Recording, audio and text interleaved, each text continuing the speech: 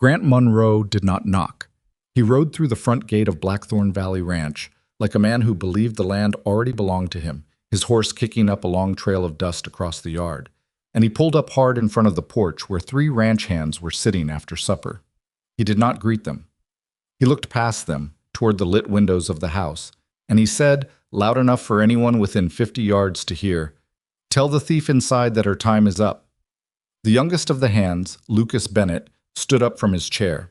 He was barely 20, still growing into his own boots, but he squared his shoulders the way a boy does when he's trying to convince himself he isn't afraid. "You want to watch how you talk about Miss Eliza," he said. Grant Monroe looked at him the way a man looks at a dog that has wandered into his path. "Miss Eliza," he said the name like it tasted wrong in his mouth. "That woman walked out of my family's house with money she had no right to touch. And I've ridden 300 miles to make sure every person in this valley knows exactly what kind of woman she is." Inside, Eliza heard every word. She was standing at the kitchen window, a dish towel still in her hands, and for a moment she did not move. She had known this day was possible. She had told herself, in the quiet hours before dawn when the fear was hardest to hold back, that it was even likely. But knowing something is coming does not make it any easier to stand still when it finally arrives. She set the towel down on the counter and walked toward the front door.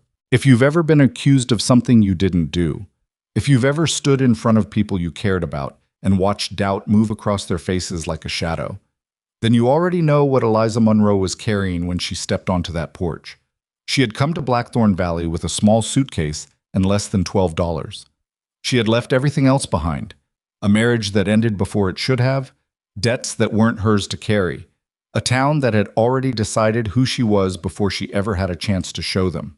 She had answered a letter posted by a rancher looking for someone who could run a household, and she had traveled to this place because it was the only door left open. Now that door was being threatened too.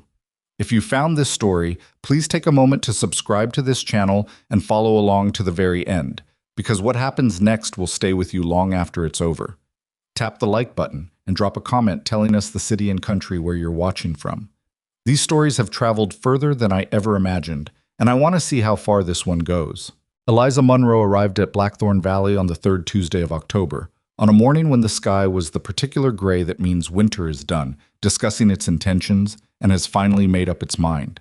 She had taken the stage from Mill Haven to the junction at Copper Creek, and from there a supply wagon heading north had given her a ride as far as the turnoff. The driver, a heavy-set man named Earl who smelled of tobacco and old leather, had pointed her down a long dirt road and told her the ranch was about 2 miles on. He offered nothing else. He did not wish her luck. He looked at her the way people had been looking at her for the past year, measuring the gap between what she appeared to be and what they suspected, and then he snapped the reins and left her standing in the road with her suitcase and the wind coming down off the hills like it meant to push her back the way she'd come. She walked the 2 miles. She arrived with mud on her boots and her hair coming loose from its pins. And the first person she saw was a young ranch hand named Lucas Bennett, who was crossing the yard with a bucket of feed.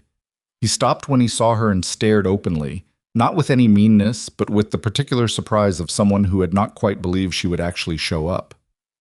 "You're the woman Mr. Whitaker sent for?" he asked. "I am," she said. "Is he here?" Lucas set the bucket down and wiped his hand on his thigh.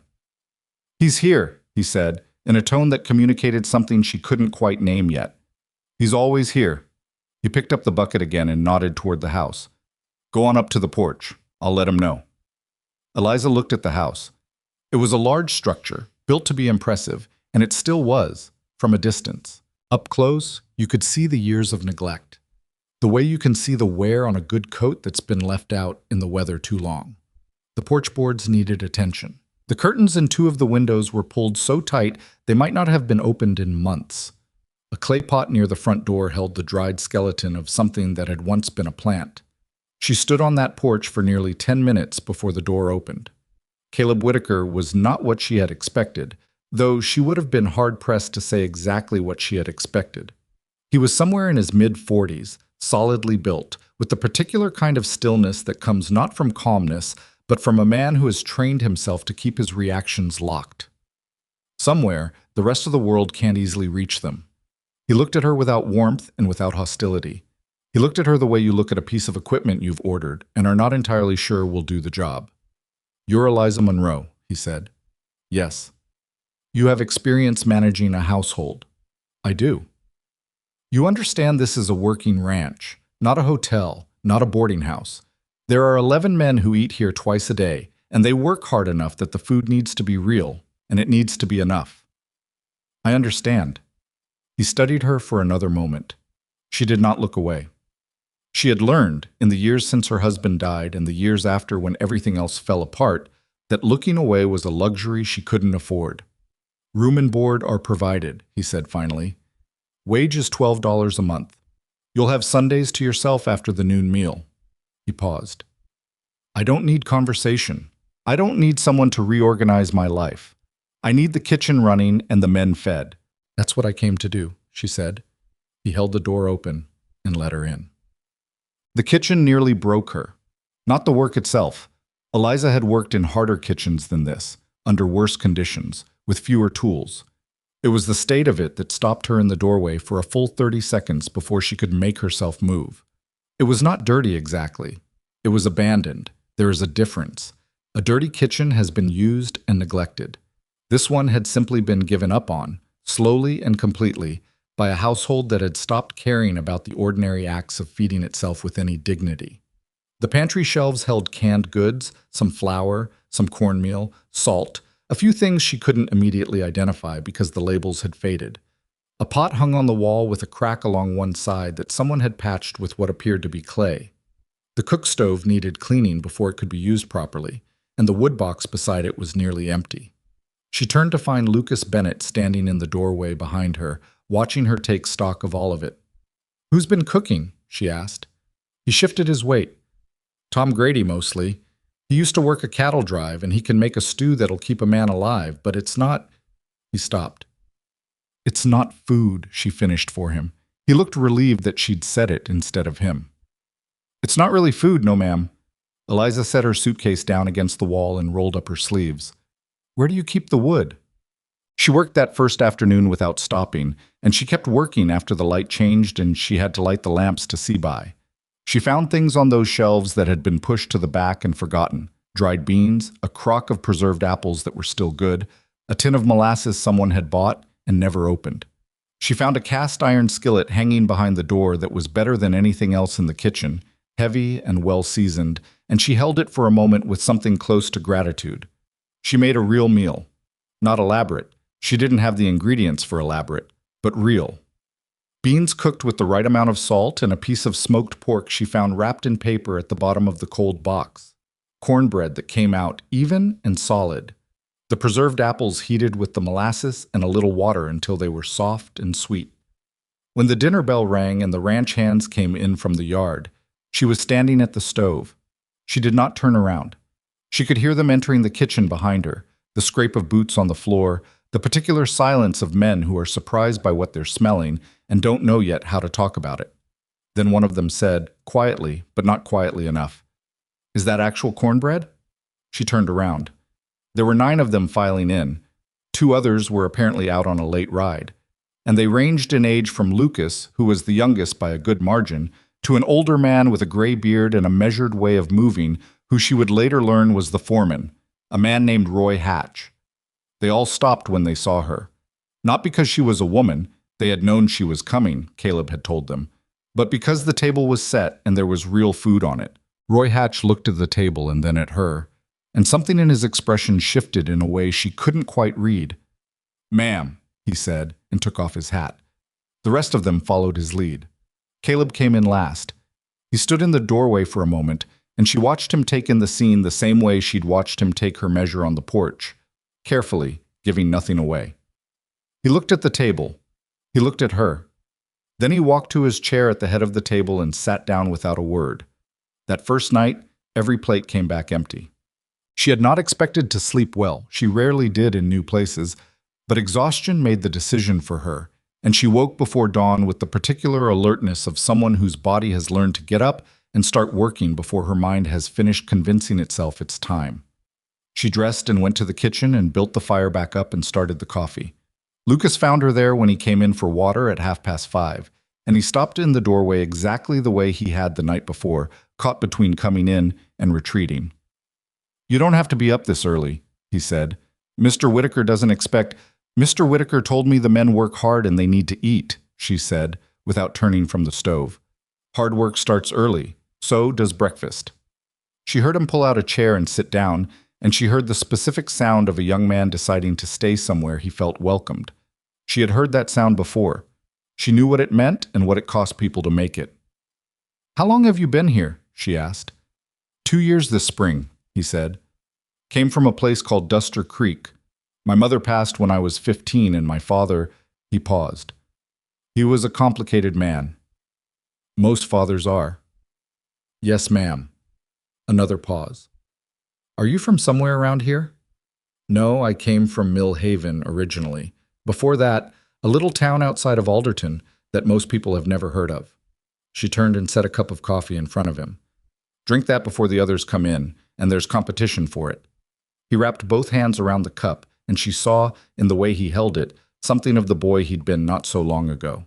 Lucas Bennett was 20 years old, and he was trying hard to be a man and sometimes succeeding, but there were moments when the effort showed. "Was it hard?" he asked. "Coming here, not knowing anybody." She considered the honest answer. "Not as hard as staying would have been," she said. She went back to the stove. "It almost never is." The work of those first 2 weeks was the kind of work that fills a person up completely. Not because it was pleasant, but because it was necessary and constant and left no room for anything else.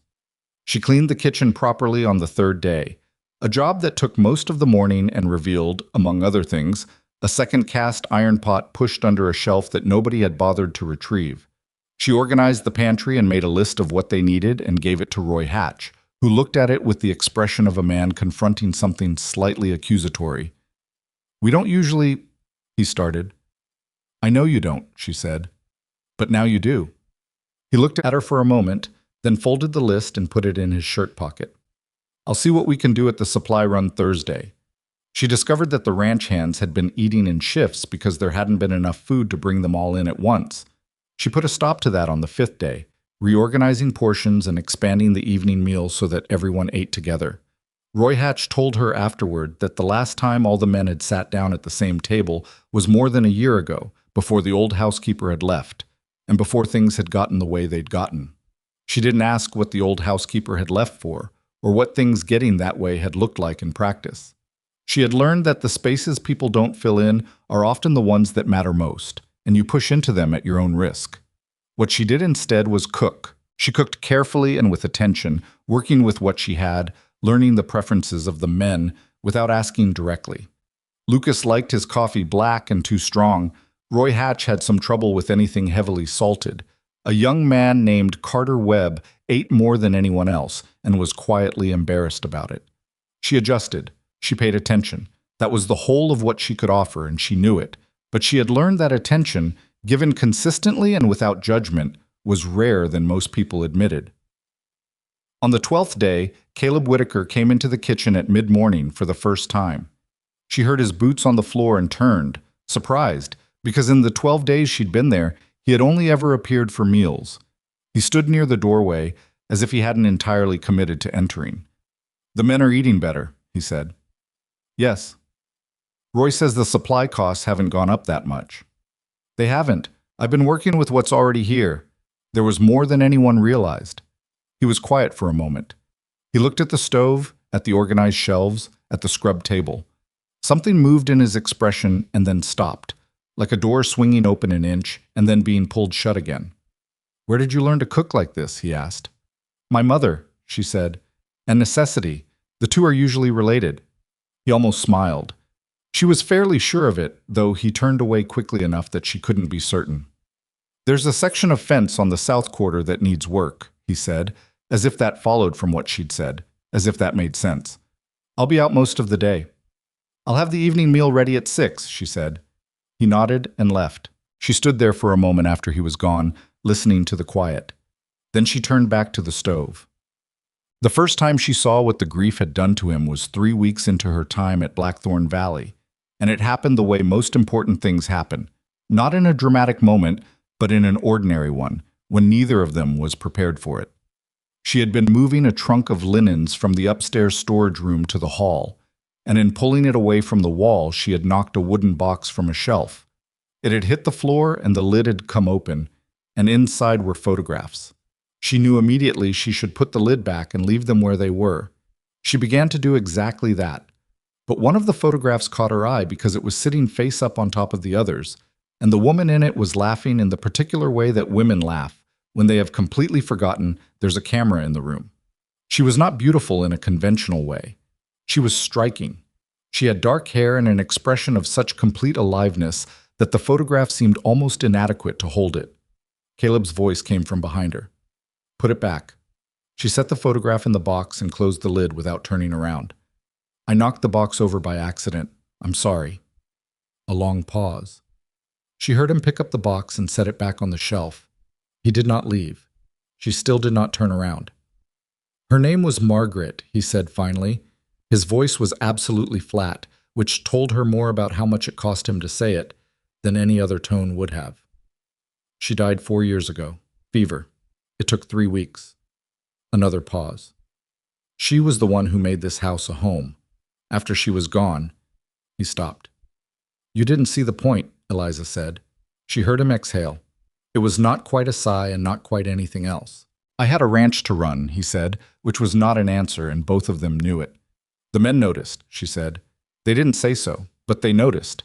He was quiet for long enough that she finally turned around. He was looking at the shelf where the box sat, his jaw tight, his eyes doing something complicated that he was working very hard to prevent. "The kitchen," he said. "She used to—" He stopped again. "It doesn't matter." "It matters that you can say it eventually," Eliza said. "You don't have to say it now."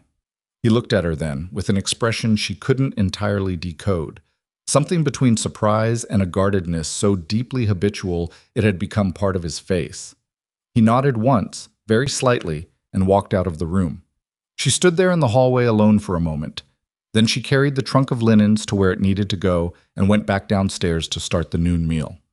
The ranch hands had opinions about her, though they expressed them the way men on cattle ranches generally express opinions, indirectly, in fragments, in comments that were never quite addressed to anyone in particular. Carter Webb told Tom Grady, within easy earshot of the kitchen doorway, that the cornbread alone was worth whatever Mr. Whitaker was paying her, a statement that generated a murmur of agreement from the two men who were within range. Tom Grady himself, whose cooking she had displaced without ceremony, showed no obvious resentment about this, possibly because he had been the first to admit he wasn't a cook and had been doing it under protest. Roy Hatch was the most careful of them. He was a man of about 50, with the particular economy of movement that comes from decades of physical work. And he had a habit of observing situations thoroughly before rendering any judgment at all. He watched her the same way he watched weather on the horizon, with patience and without premature conclusions. She respected that. What she noticed, across all of them, was the slow change in the rhythm of the evenings. When she had arrived, the men had eaten quickly and dispersed, back to the bunkhouse, or to whatever task they'd invented to avoid sitting still. Now they lingered. They sat at the table after the meal and talked, or they sat on the porch and talked, and the talking was the ordinary kind about ordinary things, not the careful avoidance of talking that she'd witnessed in those first days. Lucas was the most obvious change. He had started finding small reasons to be near the kitchen. A question about supper, a report on some minor thing happening on the ranch, a comment about the weather that required no response. He was not annoying about it. I was a boy who was hungry for something that had nothing to do with food, and she recognized it because she had been hungry for the same thing herself, in different circumstances, at a younger age. She started saving back a piece of whatever she'd baked, a biscuit, a slice of pie when she had the ingredients, a corn cake, and leaving it on the counter with a cloth over it for when he came in before the others woke. He never said anything about it directly. He didn't need to. It was Roy Hatch who told her, quietly and without preamble, on an evening in the 4th week what the ranch had looked like before she arrived. He found her on the back porch just after supper, in the brief interval between finishing the cleanup and going to bed, when she sometimes stood outside because the air was cold and clean and required nothing from her. "You've done something here," he said, coming to stand beside her. "I want you to know we see it." "I've cooked some meals," she said, "but that's not what I mean. He was looking out at the yard where two of the younger hands were sitting by the fence rail talking. After Mrs. Whitaker died, this place stopped, not all at once, gradually, like a clock running down. He paused. The men stopped caring about much. You come in, work in a place that's given up caring about itself, and you start to feel that way too after a while. Eliza was quiet. What you've done? It's not just the food, he said. You made it feel like there's a point to it again, to the whole of it. He looked at her then, directly, the way he rarely looked at anything directly. Caleb notices. He doesn't say it. But he's been sitting at that table after supper longer than he has in 4 years. She didn't know what to do with that, so she didn't do anything with it. Is that unusual? She asked. He used to eat and be gone in 10 minutes, Roy said. Last week he sat for 45. Carter was timing it. He almost smiled. Don't tell Carter I told you that. She turned her face toward the yard so he wouldn't see whatever expression was crossing it. I'm just doing the work I was hired to do, she said. Roy Hatch picked up his hat from where it rested on the porch railing and put it back on. Yes, ma'am, he said, in a tone that made it clear he disagreed but was too polite to argue. He went inside. She stood there a while longer in the cold air. Caleb started taking his coffee in the kitchen. This was not announced or explained. It simply began happening, sometime in the 5th week. He would appear in the morning before the ranch hands came in, when it was still early and quiet, and he would take his cup and stand or sit at the table with it, and occasionally he would say something, and occasionally he would not. She did not adjust her routines for him. She worked around his presence the way you work around furniture you've grown accustomed to. One morning he said, without particular context, "The ranch hands respect you." "They're decent men," she said, "easy enough to get along with." "Roy told me you reorganized the pantry storage, that now the supply runs are more efficient. I made a list of what we actually needed instead of what people guessed we needed," she said. "It's not complicated." He turned his cup in his hands.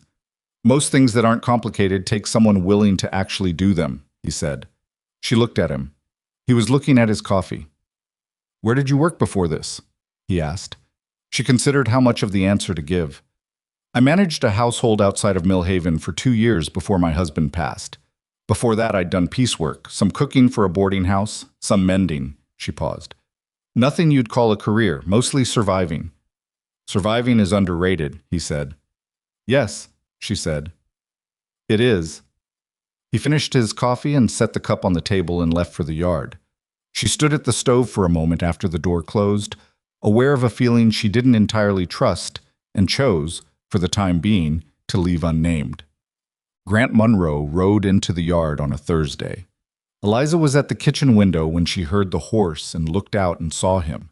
And for a moment the floor felt slightly different under her feet, as if the angle of the world had shifted by 1 degree. She had known this was possible. She had told herself it was possible. The knowing did not help. He was a big man, Grant Monroe. Bigger than her late husband had been, broader through the shoulders, with the kind of face that looked pleasant enough at a distance and revealed something harder and more calculating the closer you got to it.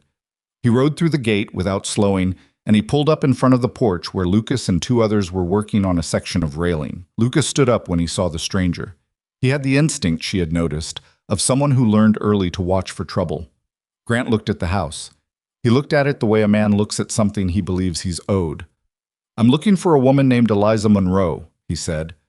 "Tell her that her past has finally caught up with her." Lucas said something she couldn't hear from the window. Grant's answer was loud and clear. "She's living on a lie, and every person on this ranch is going to know it by the time I'm done." Eliza set down what she was holding. She straightened her apron. She was aware of her own hands and the slight unsteadiness in them, and she made a deliberate decision about what to do with that unsteadiness. She pressed her palms flat against the counter for 3 seconds, and then she let go, and she walked to the front door and opened it. Grant Monroe was still talking when she appeared on the porch. He stopped when he saw her. The yard had gone quiet. She could feel the weight of it, the ranch hands watching, the attention of the place swiveling toward this single point. "Grant," she said. "Eliza." He said her name with the particular contempt of a man who has rehearsed this moment and found it satisfying. "Did you think I wouldn't find you?" "I didn't think about you at all," she said. "What do you want?" "What I want," he said, moving his horse a half step forward, is the $400 you took from my family when you left, and an accounting. She heard one of the ranch hands shift his weight behind her. She did not turn around. I took nothing from your family, she said. Your brother's debts were paid. Every one of them. The receipts are in a box in my room. Your word against mine, Grant said. And your word doesn't carry much weight around here, does it? Woman shows up alone, no family, no connections, claims her dead husband owed her nothing. He raised his voice just slightly, not enough to seem theatrical, but enough to ensure the men behind her could hear clearly. I've got letters. I've got testimony from people in Millhaven who saw what happened. You walked out of that house with more than you should have taken. She looked at him steadily. Her hands were calm now. The 3 seconds against the counter had done what she needed it to do. Show me the letters, she said. His expression shifted briefly, just a flicker of something that might have been surprise. I'll show them to the proper authorities, he said, when the time comes. The time is now, she said. You rode 300 miles to make accusations in front of witnesses. Show me what you have. Grant Monroe looked at her for a long moment. Then he looked past her, at the ranch hands watching from the porch and the yard, and she saw him calculating, measuring what he could accomplish today against what he'd planned to accomplish with more time and more rumor spreading. He settled back in his saddle. I'll be staying in town, he said, and I'll be talking to people. You do well to get ahead of this, Eliza. I'll be right here, she said. Come back when you have something to show. He turned his horse and rode out through the gate. The yard was silent. Then Lucas said from behind her, Who was that? Trouble, she said. The kind that doesn't have much behind it. She turned around. The men were all watching her. Roy Hatch was standing at the edge of the porch with his arms crossed, and his expression was the careful, unreadable one he wore when he was working something through. Supper will be at 6, she said. Same as always. She went back inside.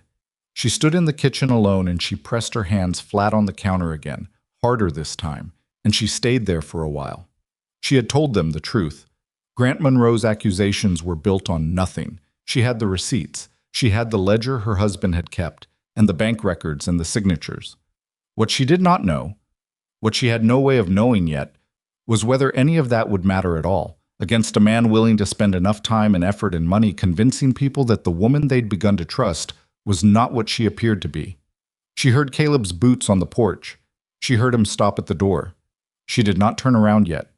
She was not ready to see his face. She would be ready, she told herself, in a moment. She would look up in just a moment. Caleb was standing in the kitchen doorway when she finally turned around. She had known he was there. She'd heard his boots on the porch, heard him pause at the threshold, the way a man pauses when he is deciding whether to enter a situation or let it pass him by. She had given herself those few seconds at the counter, and now she turned and looked at him directly, because looking away was the one thing she had promised herself she would not do. His face told her nothing. That was the thing about Caleb Whitaker that she had learned in the weeks she'd been here. His face was a door he kept locked from the inside, and whatever was happening behind it, you only found out about it when he decided to let it out. And sometimes he never decided that at all. He came into the kitchen and poured himself a cup of coffee from the pot on the stove, even though the supper hour was still 2 hours away, and he didn't usually take coffee this late in the day. He stood at the counter with the cup and looked at the window, at the yard beyond it, where the dust from Grant Monroe's horse had already settled back into the earth. Who is he? Caleb said. It wasn't quite a question. It had the flatness of a statement waiting to be confirmed or denied. My late husband's brother, she said. His name is Grant Monroe. He said you took money. He said a lot of things. She turned back to the stove and checked the pot that was simmering there, not because it needed checking, but because she needed something to do with her hands. I didn't take anything. When my husband died, he left debts. I paid them, every one of them, with what I had and more. The receipts are in my room if you want to see them. Caleb was quiet. I have the ledger Robert kept, she said. I have the bank drafts. I have signed receipts from every creditor who made a claim. I didn't leave Millhaven with money I didn't earn. I left with what was left after I'd paid everyone who was owed anything. And Grant Monroe? She paused. She chose the honest answer over the careful one. Grant believed there was more than there was. Robert had a way he could make a situation sound more prosperous than it was. Grant thought there was money hidden somewhere and that I left with it. She set the spoon down on the counter. There was no hidden money. There was barely enough to cover what Robert owed the feed supplier. Caleb looked at her then. He had the careful, unhurried look of a man who is trying to determine not whether a story is true, but whether the person telling it believes it. He said he had letters, Caleb said. He said he'd show them to the proper authorities, she said. When I told him to show me now, he rode away. She met his eyes. I'm not asking you to take my word for anything. I'm asking you to wait until he produces something worth looking at. Another pause. Long enough that she felt the weight of it. All right, he said. He set his coffee cup down and walked back out toward the yard. She stood at the stove for a moment after he was gone, and she realized her shoulders had been up around her ears the entire time he was in the room. She let them drop. She picked up the spoon again. It was not forgiveness. It was not even trust. But it was enough to keep working. Grant Monroe did not come back the next day, or the day after that. What came instead was talk. She found out about it from Lucas, who came into the kitchen on a Saturday morning with his hat in his hands and the expression of a boy who has been given a task he doesn't want and has decided to do it anyway, because it's right. There's things being said in town, he said. She kept her eyes on the bread she was shaping. What kind of things? That you left Millhaven under suspicious circumstances. That there was money that went missing from your husband's estate. He paused. That you have a habit of working in wealthy men's households and leaving with more than you arrived with. The bread dough was smooth under her hands, elastic and resistant in the way that meant it had proofed correctly. She pressed it into the pan with the heel of her palm. Who are you hearing this from? Tom Grady rode into Copper Creek yesterday for supplies. He heard it at the general store. The man behind the counter brought it up before Tom even said where he was from. Lucas turned his hat in his hands. Miss Eliza, Tom Grady likes you. He came back and told me because he thought you should know. He didn't. He doesn't believe it. Does Roy know? Roy knows, Lucas said. He's not the kind to talk about what he knows until he's ready. She slid the pan into the oven and straightened up and wiped her hands on her apron. She looked at Lucas directly. He was watching her with the particular anxious attention of someone waiting to be told that everything is going to be fine, and she had enough respect for him to not tell him that. Grant Monroe is spreading those stories, she said. He's doing it deliberately, and he's doing it in advance of coming back here with whatever he plans to say. He wants the ground softened before he arrives. She paused. What he's counting on is that a rumor doesn't need proof. It just needs repetition. Lucas was quiet. I have documentation, she said. Everything I told Mr. Whitaker. The receipts, the ledger, the bank drafts. If it comes to it, I can show every one of them. And if people don't want to look at them? It was a better question than she'd expected from him. She felt the truth of it, the way you feel a draft from under a door. Sudden and cold and specific. Then they don't want to, she said, and I'll deal with that when it happens. She turned back to the stove. Go eat something before the others get in. He didn't move immediately. My father used to say that the worst thing one person can do to another is take away their good name, he said, because you can work your way back from almost anything else. Your father was right about that, she said. He put his hat back on and went out the back door. She stood at the stove and listened to the bread baking, the small, steady sounds of heat doing its work. And she thought about Grant Monroe sitting in whatever room he'd rented in Copper Creek, spending his days and his money on something that was only true in the version of events he'd constructed in his own head. She thought about how long it had taken her to pay off Robert's debts, and the particular shame of walking into a creditor's office knowing you didn't have enough, and leaving with a receipt for a balance that had taken everything you had and still left you short. She had earned the right to be done with all of that. She was not going to give it up without a fight. But. Roy Hatch came to her that evening. He waited until after supper, when the others had drifted out to the porch or the bunkhouse, and he sat down at the kitchen table with his hat on his knee in the deliberate way he had of making it clear that what he was about to say was something he'd thought through. I want you to know where I stand, he said. All right, she said. She sat down across from him with a cup of coffee she didn't especially want, but that gave the conversation a shape. I've been foreman at this ranch for 11 years, he said. I've seen a fair number of people come through here, good ones and bad ones, and a lot that were somewhere in between. He paused. I'm not a complicated man. I watch people, and I form a view, and I generally find that the view I form in the first 2 weeks holds up pretty well over time. What's your view of me? She asked. That you're a woman who works hard and doesn't ask for anything she hasn't earned, he said, and that you came here with your back against a wall and didn't let it show more than you could help. He turned his hat once in his hands. Whatever that man from Millhaven is saying in town, I don't put much stock in it. She looked at the coffee cup. You might be in the minority. Maybe, he said, but minorities have a way of mattering when the right people are in them. He stood up, putting the hat back on with the economy of motion that was characteristic of everything he did. I wanted you to know, he said again. That's all. He went out the back door, and she sat there for a while with the cooling coffee and the lamp burning and the sounds of the ranch settling into the night around her. What she had not accounted for was Carter Webb. Carter was the biggest of the ranch hands, built like a man designed for heavy lifting, with a slow and comfortable way about him that sometimes made people mistake him for simple. He was not simple. He was a man who processed things slowly and thoroughly, and when he arrived at a conclusion, he arrived at it with complete conviction. She had liked him from the first week, had appreciated the blunt, uncomplicated decency of him, the way he always thanked her for the meal without prompting, the way he defended Lucas when the older hands gave him a hard time. On the Sunday after Grant Monroe's visit, she heard him in the bunkhouse, voices carrying through the thin wall, telling someone that he'd heard the rumors and he didn't care about them. She wasn't trying to listen. She was crossing the yard to get wood from the stack behind the bunkhouse, and she simply heard it before she could not hear it. Woman cooks like that doesn't steal, Carter was saying in his patient, unhurried way. And I've known thieves. They've got a look. She doesn't have the look. That's not exactly evidence, Carter, another voice said. Tom Grady, she thought. Neither is some man riding in here and making accusations, Carter said. I'll believe it when I see proof. Until then, I believe what I've seen with my own eyes. And what I've seen is a woman who does exactly what she says she'll do and doesn't complain about any of it. She picked up her wood from the stack and went back to the kitchen.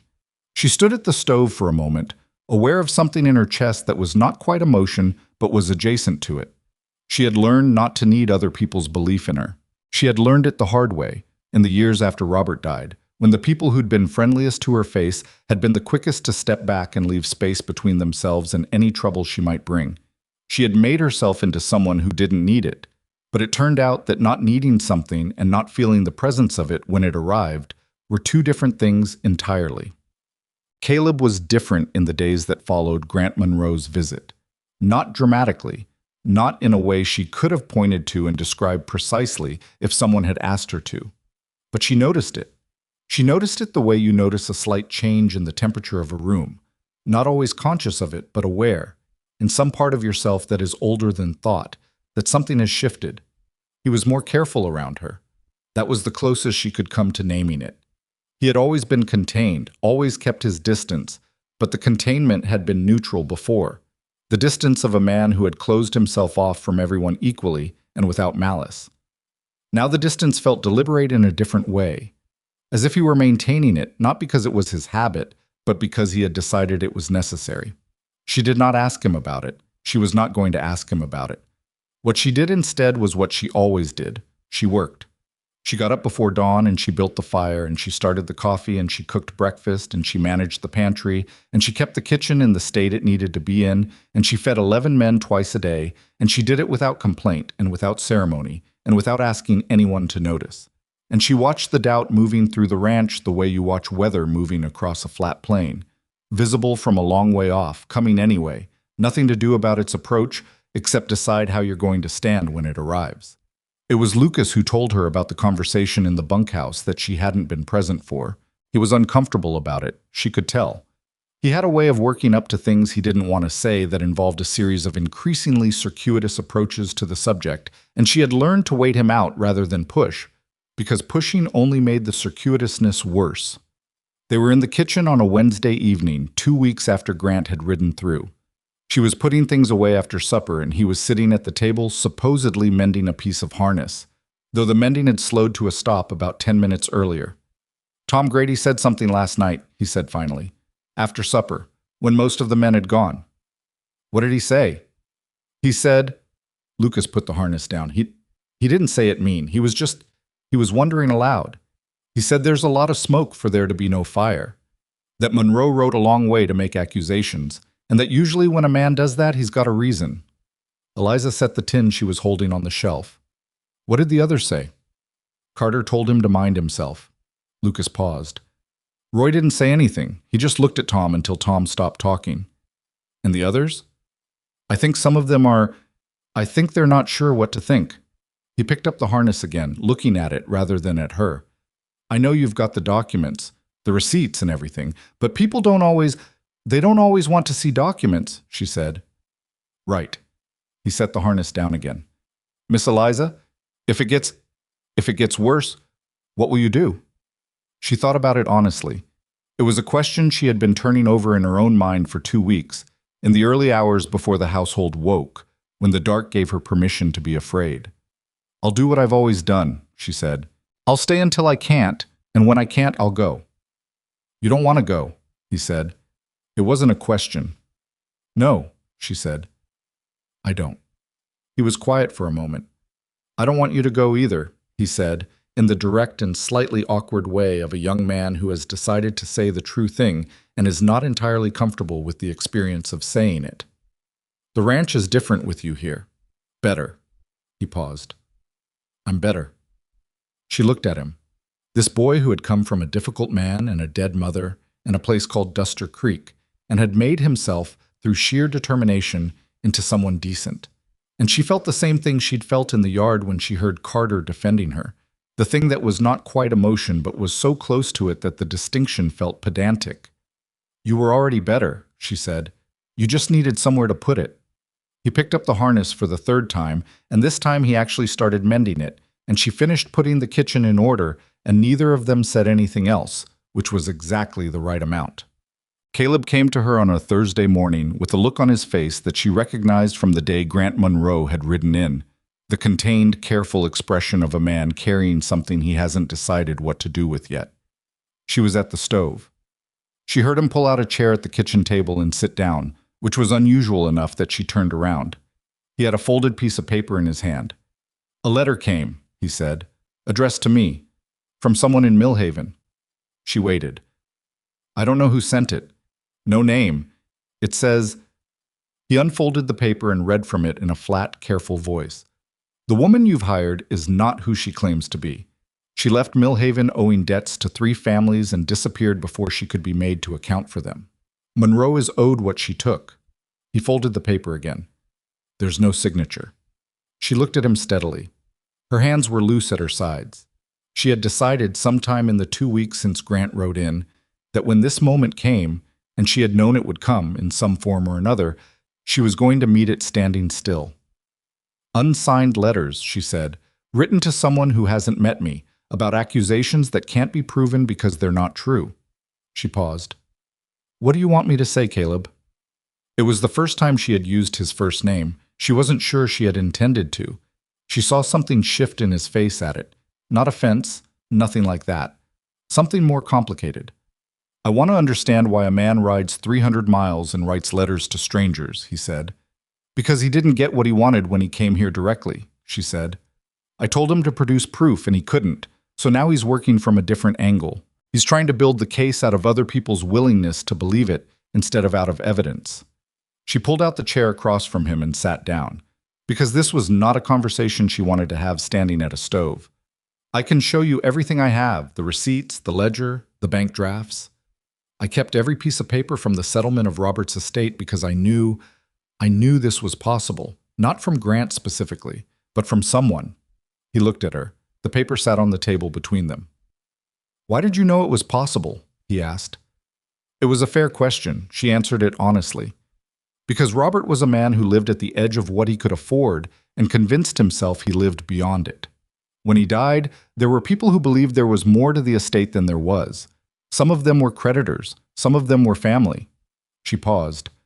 Grant is the kind of man who decides what he's owed and then works backwards from there. He decided he was owed money. He decided I had it. The facts don't change that for him. Caleb looked at the paper for a long moment. Then he folded it in half again and pushed it to the side of the table. Bring me what you have, he said. She went upstairs and came back with a flat tin box she kept at the bottom of her trunk. Inside it, in the order she'd filed them years ago and checked and rechecked since, were the receipts and the ledger and the bank drafts, and 3 letters from creditors acknowledging paid balances. She set the box on the table in front of him and took the lid off and moved to the other side of the kitchen because she was not going to hover while he read through her life. He spent a long time at the table. She heard the sound of paper being turned, the occasional pause. She kept working. There was always something to do in a kitchen this size, and she did not look over at him more than she could help. When he was done, he closed the box and sat with his hands flat on the table. "Everything checks out," he said. "Yes," she said. "You paid more than you were strictly required to." He said it carefully, as if he were still working out what it meant. "One of these, the feed supplier. You paid the full amount even though the debt was technically forgiven at half when the man died." Robert had done business with that man for 8 years, she said. He had a family. Caleb was quiet. "I know what it looks like," she said. She turned around and leaned against the counter and looked at him across the kitchen. "It looks like something a person does when they're trying to make a record look clean. I know that. But it's what I would have done regardless of whether anyone ever looked at the record." He met her eyes. He held them for a moment longer than was comfortable, and she held his back, and she let him look at whatever he needed to see. "I know," he said. 2 words. She was not going to make more of them than they were. But she noticed the tightness in her chest ease, just slightly, in the specific way of something that has been braced against an impact that did not come. "Grant Monroe is still going to come back," she said. "I expect so," Caleb said. "When he does, I'd like the chance to face him, in front of everyone." He looked at her for a moment. "All right," he said. He stood up and picked up his hat from where he'd set it on the table. He paused at the door. "He won't come here with nothing," he said. "He'll have something. Men like that always bring something." "I know," she said. "Whatever he brings, I want to hear your answer to it before I make any judgment." It was more than she had expected. It was more than she had let herself expect, which was different from the same thing. She nodded. "Thank you," she said. He went out into the yard and she stood at the counter for a long moment, and then she began to make lunch because it was nearly noon and there were 11 men who needed to eat. Grant came back on a Friday, 8 days later, and this time he brought a man with him. The second man was dressed better than Grant. A dark jacket, a proper hat, the particular look of someone who had come to a place in an official capacity and wanted to make sure that was visible. He had the bearing of a man who worked with paper rather than land, and he carried a leather satchel over his shoulder. Eliza was in the yard when they rode in. She had been helping Lucas carry bags of flour from the supply wagon that had arrived an hour earlier, and she did not drop what she was carrying when she saw them. She set the flour down on the porch step and stood up straight and looked. The ranch hands had come out in 1s and 2s. Roy from the barn, Carter and Tom from the south side of the yard, 2 others from the direction of the pasture. They arranged themselves in the loose, unconscious way of men who are not forming a line but have ended up in one. Caleb came out of the house behind her. She heard the door, and then his boots on the porch boards, and then he came to stand. Not in front of her, but beside her, just slightly to her left. She did not look at him. She looked at Grant Monroe. "Monroe," Caleb said. "Whitaker." Grant looked between them with an expression that was calibrated to imply something without stating it. The look of a man who has decided that the relationship between the rancher and his housekeeper is part of the story he's telling. "I've brought someone who can confirm what I've been saying. This is a man named Preston. He's a lawyer out of Alderton. He has some documents I think your whole ranch should hear about." The man named Preston dismounted. He had the manner of someone performing a professionalism that cost him some effort to maintain. He opened the satchel and drew out a folded set of papers. "I've been engaged by Mr. Monroe to confirm that his late brother's estate was improperly settled," Preston said. He had a voice designed for rooms with better acoustics than an open yard. Specifically, that assets belonging to the Monroe family were removed from the estate without proper accounting. Eliza stepped forward. Not far, just enough to be standing clearly in front of the porch rather than on it. "What assets?" she said. Preston looked at her with the particular patience of a man who has decided not to be interrupted but is too polite to say so directly. "A sum of money, jewelry, and personal property belonging to—" "What specific assets?" she said. Name them. I'd like to know what I'm supposed to have taken so I can tell you where it is. Preston paused. He looked at Grant. Something passed between them that she couldn't read exactly, but could make a reasonable estimate about. The accounting will be detailed in the documents, Preston said. Read them to me, she said. Read them out loud. Right here. The yard was absolutely quiet. Grant Monroe looked at her with an expression that had moved past the practiced contempt. He'd arrived with the first time and into something more raw and less controlled. He had not expected this. She could see it clearly. He had expected to arrive with a lawyer and a leather satchel and have the weight of it be enough. He had expected her to fold. We can do this in a proper legal setting, Preston said. We're doing it here, Roy Hatch said from the edge of the yard. Preston looked at him.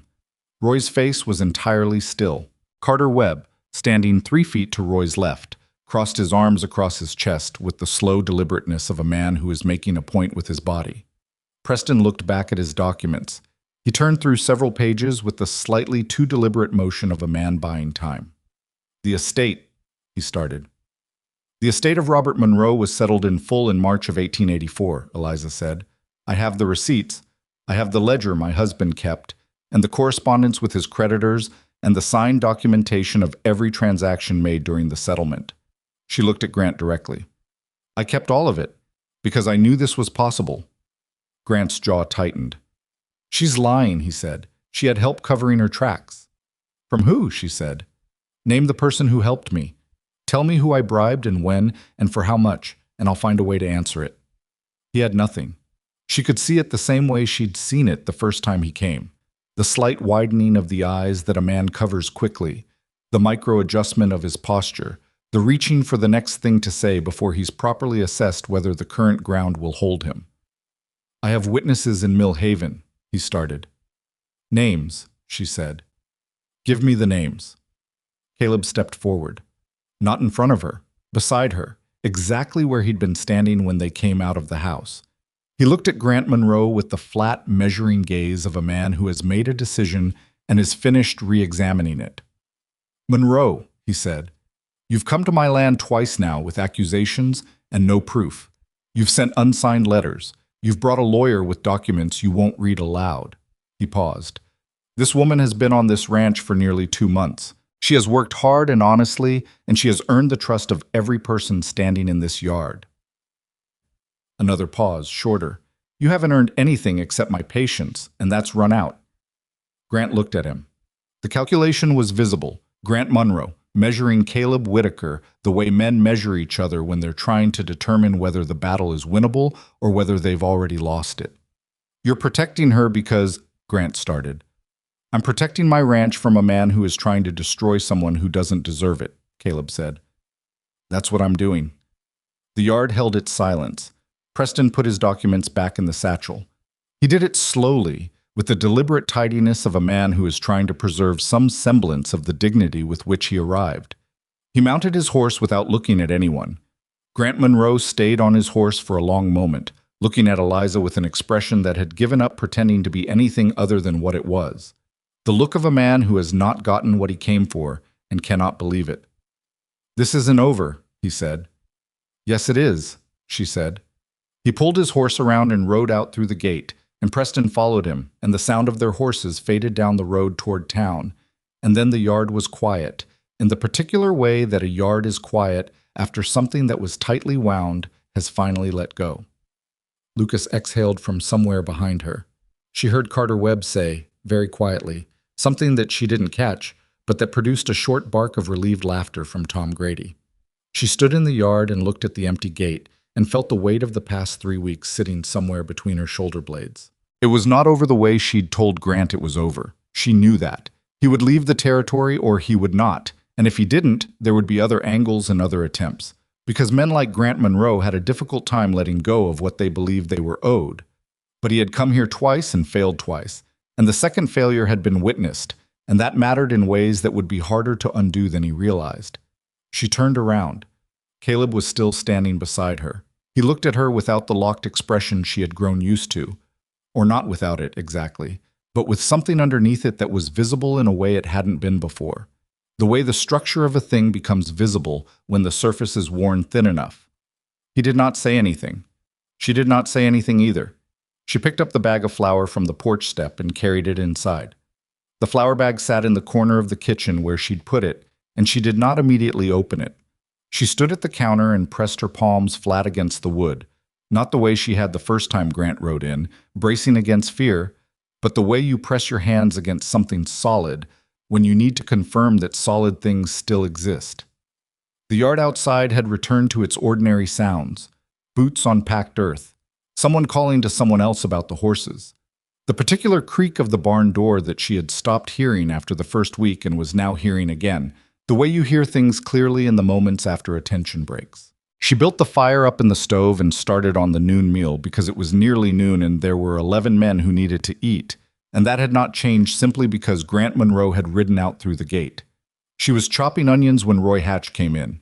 He didn't sit down. He stood near the doorway in the way he had when he wanted to say something and hadn't entirely decided on the words. She kept chopping. "That was well done," he said finally. "It was the truth," she said. "The truth isn't hard to say. It's just hard to get people to hear it. They heard it today." "Today," she said. Roy was quiet for a moment. "You think he'll come back again?" It wasn't quite a question. "I think men like Grant Monroe have a difficult time accepting that they're wrong," she said, "because accepting it means accepting that everything they built on top of it is wrong too." She set the knife down and swept the onions into the pot.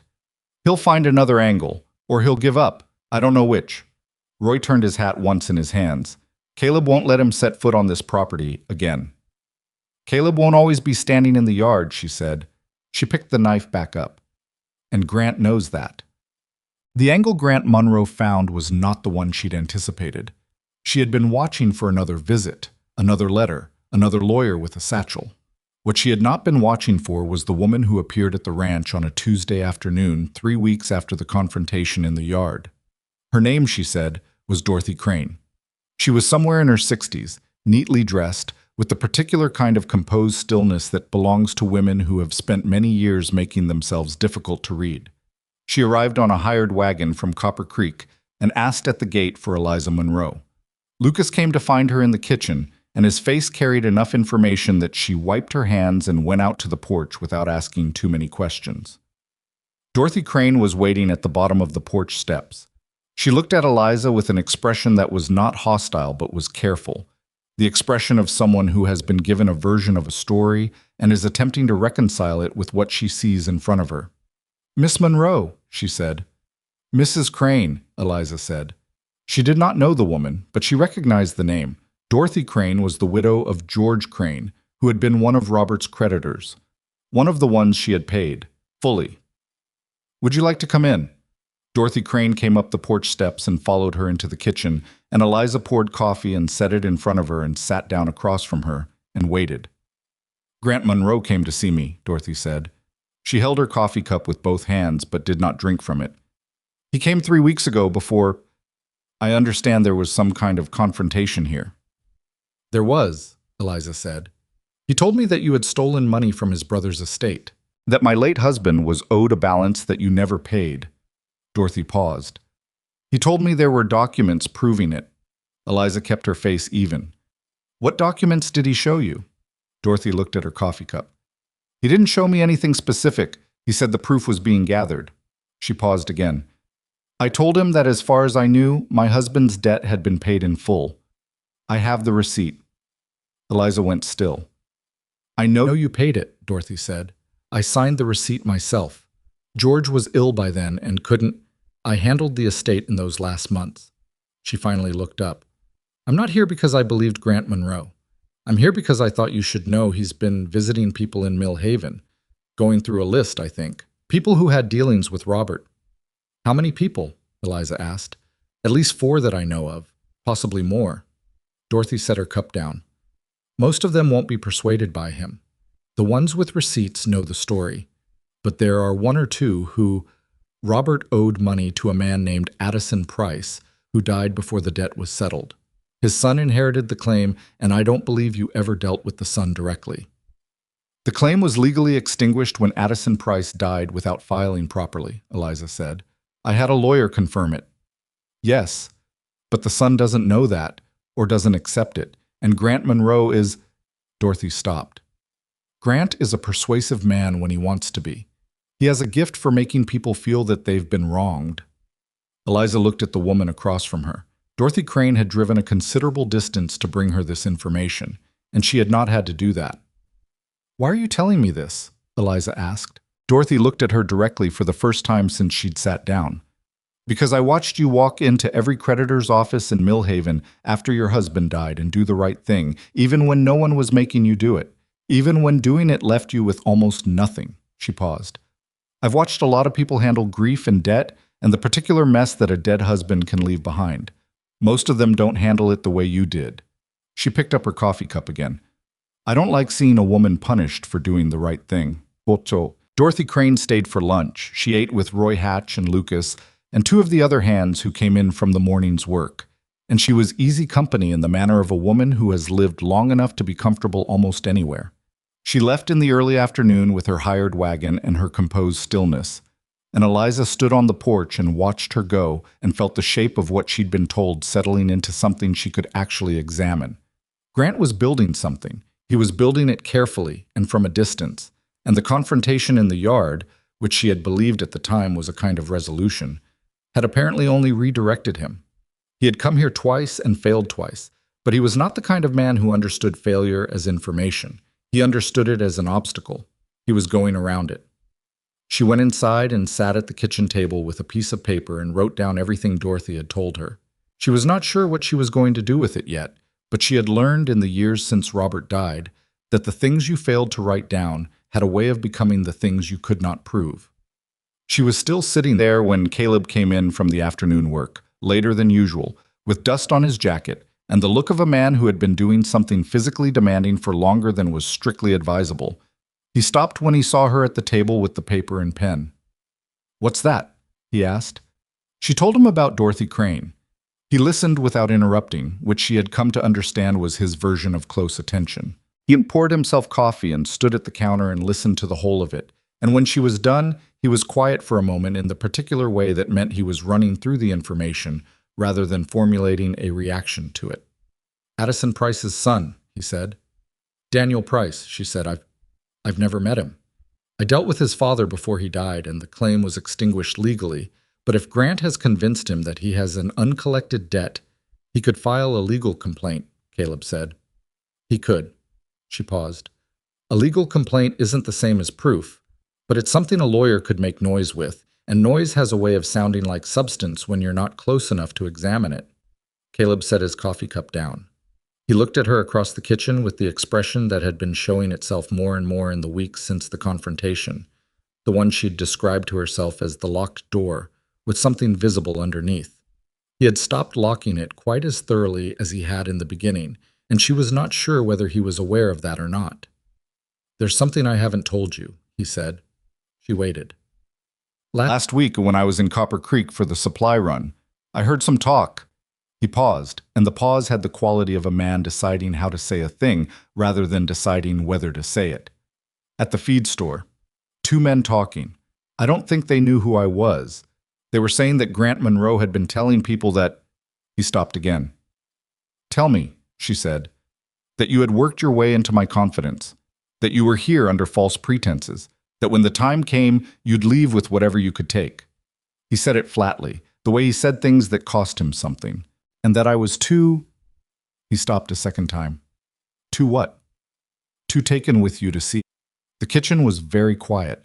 She could hear the fire in the stove and the wind outside and the distant sound of someone in the barn. She looked at her hands on the table. She thought carefully and without letting herself hurry through it about what to say. The truth had served her every time she had reached for it, even when it was uncomfortable. She saw no reason to stop now. "And are you?" she said. "Too taken to see it clearly?" He met her eyes. The locked door was not locked at all right now. She could see exactly what was behind it, and it was a man who had spent 4 years making himself into a closed system and was running, without quite having decided to, into the limits of that. "I'm not too anything to see you clearly," he said. "That's the problem." She held his gaze for a moment, and then she looked back at the paper in front of her, and she folded it carefully and set her pen on top of it. "Then you know I'm not what he's saying," she said. I know, he said. He picked up his coffee cup and went back out to the yard, and she sat at the table for a long time after the door closed, not moving. The letter from Daniel Price arrived 10 days later. It was addressed to Eliza Monroe, care of Blackthorn Valley Ranch, and it was written in the precise, slightly overwrought hand of a man who had recently been educated in how to write letters by someone who thought formal language was the same as legal language. It informed her that Daniel Price, as heir to the estate of Addison Price, was asserting a debt owed to said estate in the amount of $230, representing the outstanding balance on goods supplied to one Robert Monroe, deceased, and that he intended to pursue this claim through the court at Alderton if the matter was not resolved. She read it twice. She set it on the table. She went and got the tin box from her room and brought it down and opened it and found, exactly where she had filed it 3 years ago, the letter from the lawyer she had hired in Mill Haven, a man named Walter Foss, confirming that the Price claim had been legally extinguished following Addison Price's death without proper filing, and that no heir could legitimately revive it. She had a lawyer's letter saying the debt did not exist. Daniel Price had Grant Monroe telling him that it did. In a court, the lawyer's letter would win. But a court was 40 miles away in Alderton, and getting there required time and money, and Grant Monroe was very likely counting on the fact that making the fight expensive enough might accomplish what the accusations themselves had failed to. She went to find Roy Hatch. He was in the barn, working on a piece of harness with the slow attention he brought to most physical tasks, and he listened to the whole situation without putting down the harness. "Does Caleb know?" he asked. "Not yet. I wanted to think it through first." Roy set the harness down. "Walter Foss," he said, "the lawyer in Mill Haven. Do you still have his contact information?" "I have it." "Write to him today," Roy said. "You need his confirmation in writing addressed to the court at Alderton before Monroe has a chance to file anything. If you get the letter there first, Daniel Price's claim dies before it starts." She looked at him. "You know something about this." "I dealt with the dispute over grazing rights about 6 years back," he said. "Different situation, but the same shape. The man who got his paperwork in front of the judge first controlled the whole thing." He picked the harness back up. "Tell Caleb. He has connections in Alderton that might speed things along." She went back to the kitchen and wrote to Walter Foss. She stated the situation plainly and asked him to send written confirmation to the court at Alderton immediately, and she asked him what, if anything, he could do to ensure the Price claim was formally closed before it was filed. She sealed the letter and gave it to Lucas, who rode to Copper Creek with it that afternoon. Then she went to find Caleb. She found him at the south fence line, where 2 of the hands were replacing posts that had rotted through the autumn ground. He saw her coming and said something to the men and walked toward her, reading her face before she'd said a word. "What's happened?" he said. She showed him the letter from Daniel Price. He read it standing there in the field, the afternoon wind moving across the grass, and she watched his jaw set the way it set when he was containing a reaction that wanted more room than he was giving it. "Grant drafted this," he said. "Or someone he hired drafted it. Daniel Price is young, and I don't think he would have known how to write it himself." She paused. "I've written to Walter Foss. Roy thinks if we can get the legal confirmation to Alderton before Price files, the claim won't be able to go forward." Caleb folded the letter and handed it back to her. "I know a man in Alderton," he said, "a lawyer named Hendricks. He handles property disputes mostly, but he knows the court well and he knows the clerk. I'll write to him today and ask him to watch for anything filed under Price's name and to flag it. It'll cost something. His time isn't free." "I'll pay it," she said. "No," he said. She looked at him. "Caleb?" "This is happening on my property," he said. "Monroe came here and made accusations against a woman working for me and living under my roof. The cost of dealing with that is mine." He said it without particular heat, the way he stated things that he had already decided and was not interested in revisiting. "You can argue with me about it later if you want. Right now I'm going to write to Hendricks." She looked at him for a moment. She was aware of the way the afternoon light sat on the field around them, the way the wind moved through the grass. The 2 ranch hands working 50 yards away, who were clearly not looking at them and just as clearly aware of every word. "All right," she said. He nodded and started back toward the house. She fell into step beside him without deciding to, and they walked back across the field together in the particular silence of 2 people who have said something without quite saying it and are working out what to do with what remains. What she had not expected in the days that followed was the conversation with Lucas that cracked something open she had been keeping carefully sealed. It happened late on a Wednesday, after the rest of the house had gone to sleep, when she was finishing the last of the kitchen cleanup. She heard his footsteps on the stairs. She had learned to identify each person in the household by their footsteps, a habit she had developed at the first boarding house she'd worked in and never lost. And he appeared in the doorway in his work clothes with his hair unsettled, looking like a man who had gone to bed and failed to sleep. "I keep thinking about something," he said. She handed him a cup of tea because there was water already hot, and it seemed like the right thing to do, and she went back to the dishes. "What?" she said. "That first day you got here. You walked 2 miles in the mud with that suitcase, and you showed up and the kitchen was basically a ruin, and Caleb told you exactly what he needed and nothing else, and you just—" He paused. "You just got to work, like it was obvious, like there was no other option." "There wasn't," she said. "But don't you ever—" He stopped, reformulating. "Doesn't it make you angry that you always have to be the one who just gets to work, while everyone else gets to have options?" She was quiet for a moment, working through the stack of plates. "Sometimes," she said. "What do you do with it?" She thought about the honest answer. "I put it somewhere and I keep working," she said. "Not because I'm particularly patient or virtuous, because being angry about the shape of things doesn't change the shape of things. You still have to do the work in front of you." Lucas was quiet. "My husband used to say I was cold," she said. She hadn't meant to say it. It came out the way things sometimes did late at night when the tiredness lowered the guard she kept between what she thought and what she said. That I didn't feel things the way a woman should. That I was too even about everything. Was he right? "No," she said. "He wasn't right. I feel things the same as anyone. I've just had to learn to keep working at the same time." She set the last plate on the shelf. "Stopping every time something hurts is a luxury I've never been able to afford." Lucas turned his cup in his hands. "Miss Eliza," he said, "do you want to stay here, at Blackthorn, when this is all settled?" She dried her hands on the towel and hung it on the rail. "Yes," she said. It was the simplest, honest answer she had. "Good," he said. He finished his tea and stood up. "Because I think if you left, this place would go back to what it was." He paused at the doorway. "And I think Caleb would go back to what he was, and I don't think either of those things should happen." He went back upstairs. She stood in the quiet kitchen for a long time, listening to the house settle around her, and she let herself feel, fully and without apology, the thing she had been keeping at arm's length for the past several weeks. Not because it was safe to feel it now. It was not particularly safe, but because she was tired of carrying it at a distance, which had its own kind of weight. She folded the towel that was already folded and put it on the shelf and went upstairs to bed.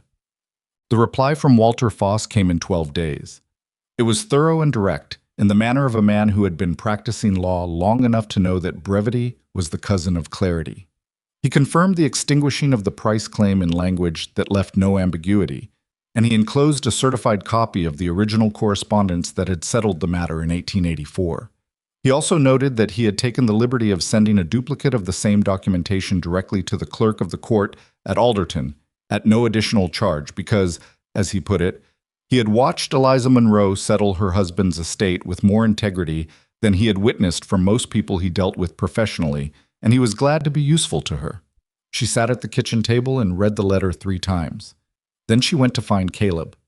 He was in the office at the back of the house, a room she rarely entered, which smelled of leather and old paper and had the look of a space that had been organized once, years ago, and had been slowly accumulating disorder ever since. He was at the desk with something he was working through, and he looked up when she knocked on the open door. She set the letter from Foss on the desk in front of him. He read it. His expression did not change dramatically, but she saw the particular quality of stillness that meant he was more relieved than he was showing. "Hendricks wrote as well," he said. "Yesterday. He confirmed that nothing has been filed under Price's name, and he spoke to the court clerk who is familiar with Grant Monroe from a prior dispute over property in the south end of the territory." He paused. "Monroe has a history with this court that is not in his favor." She looked at him. "What kind of history?" "A claim he filed 4 years ago that turned out to be fabricated. He had to pay court costs and a fine." Caleb leaned back in his chair. He's not going to want to put himself in front of that court again with another weak case. He might not know we know that, she said. He'll find out, Caleb said. Hendricks knows how to make sure the right information gets to the right ears. She stood on the other side of the desk and looked at him in the familiar half-light of the late afternoon coming through the office window, and she was aware, had been aware for some time now, but was allowing herself to be fully aware of it for the first time, of how much had changed since she had stood on the porch of this house with mud on her boots and her hair coming loose from its pins. He's not going to stop, she said. Even after this. He'll find something else. Maybe, Caleb said. Or maybe when this avenue closes, he'll run out of road. He paused. Men like Monroe spend a lot of energy on the pursuit. When the pursuit keeps failing, some of them eventually find somewhere else to direct it. And some of them don't. And some of them don't, he agreed. She picked the Foss letter up from the desk. I'll file this in the tin box with the rest, she said. Eliza. She stopped. He didn't often say her name directly.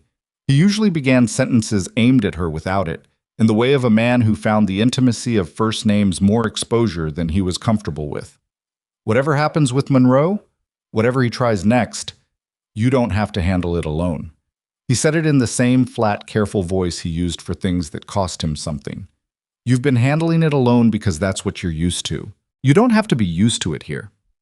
She stood in the doorway of the office with the letter in her hand and the late afternoon light coming in from behind her, and she looked at Caleb Whitaker sitting behind his desk in his disordered office, with his careful expression and his locked door that had been standing open for quite some time now, and she felt the truth of what he was saying land in a way that truths land when you've been waiting for them without knowing you were waiting.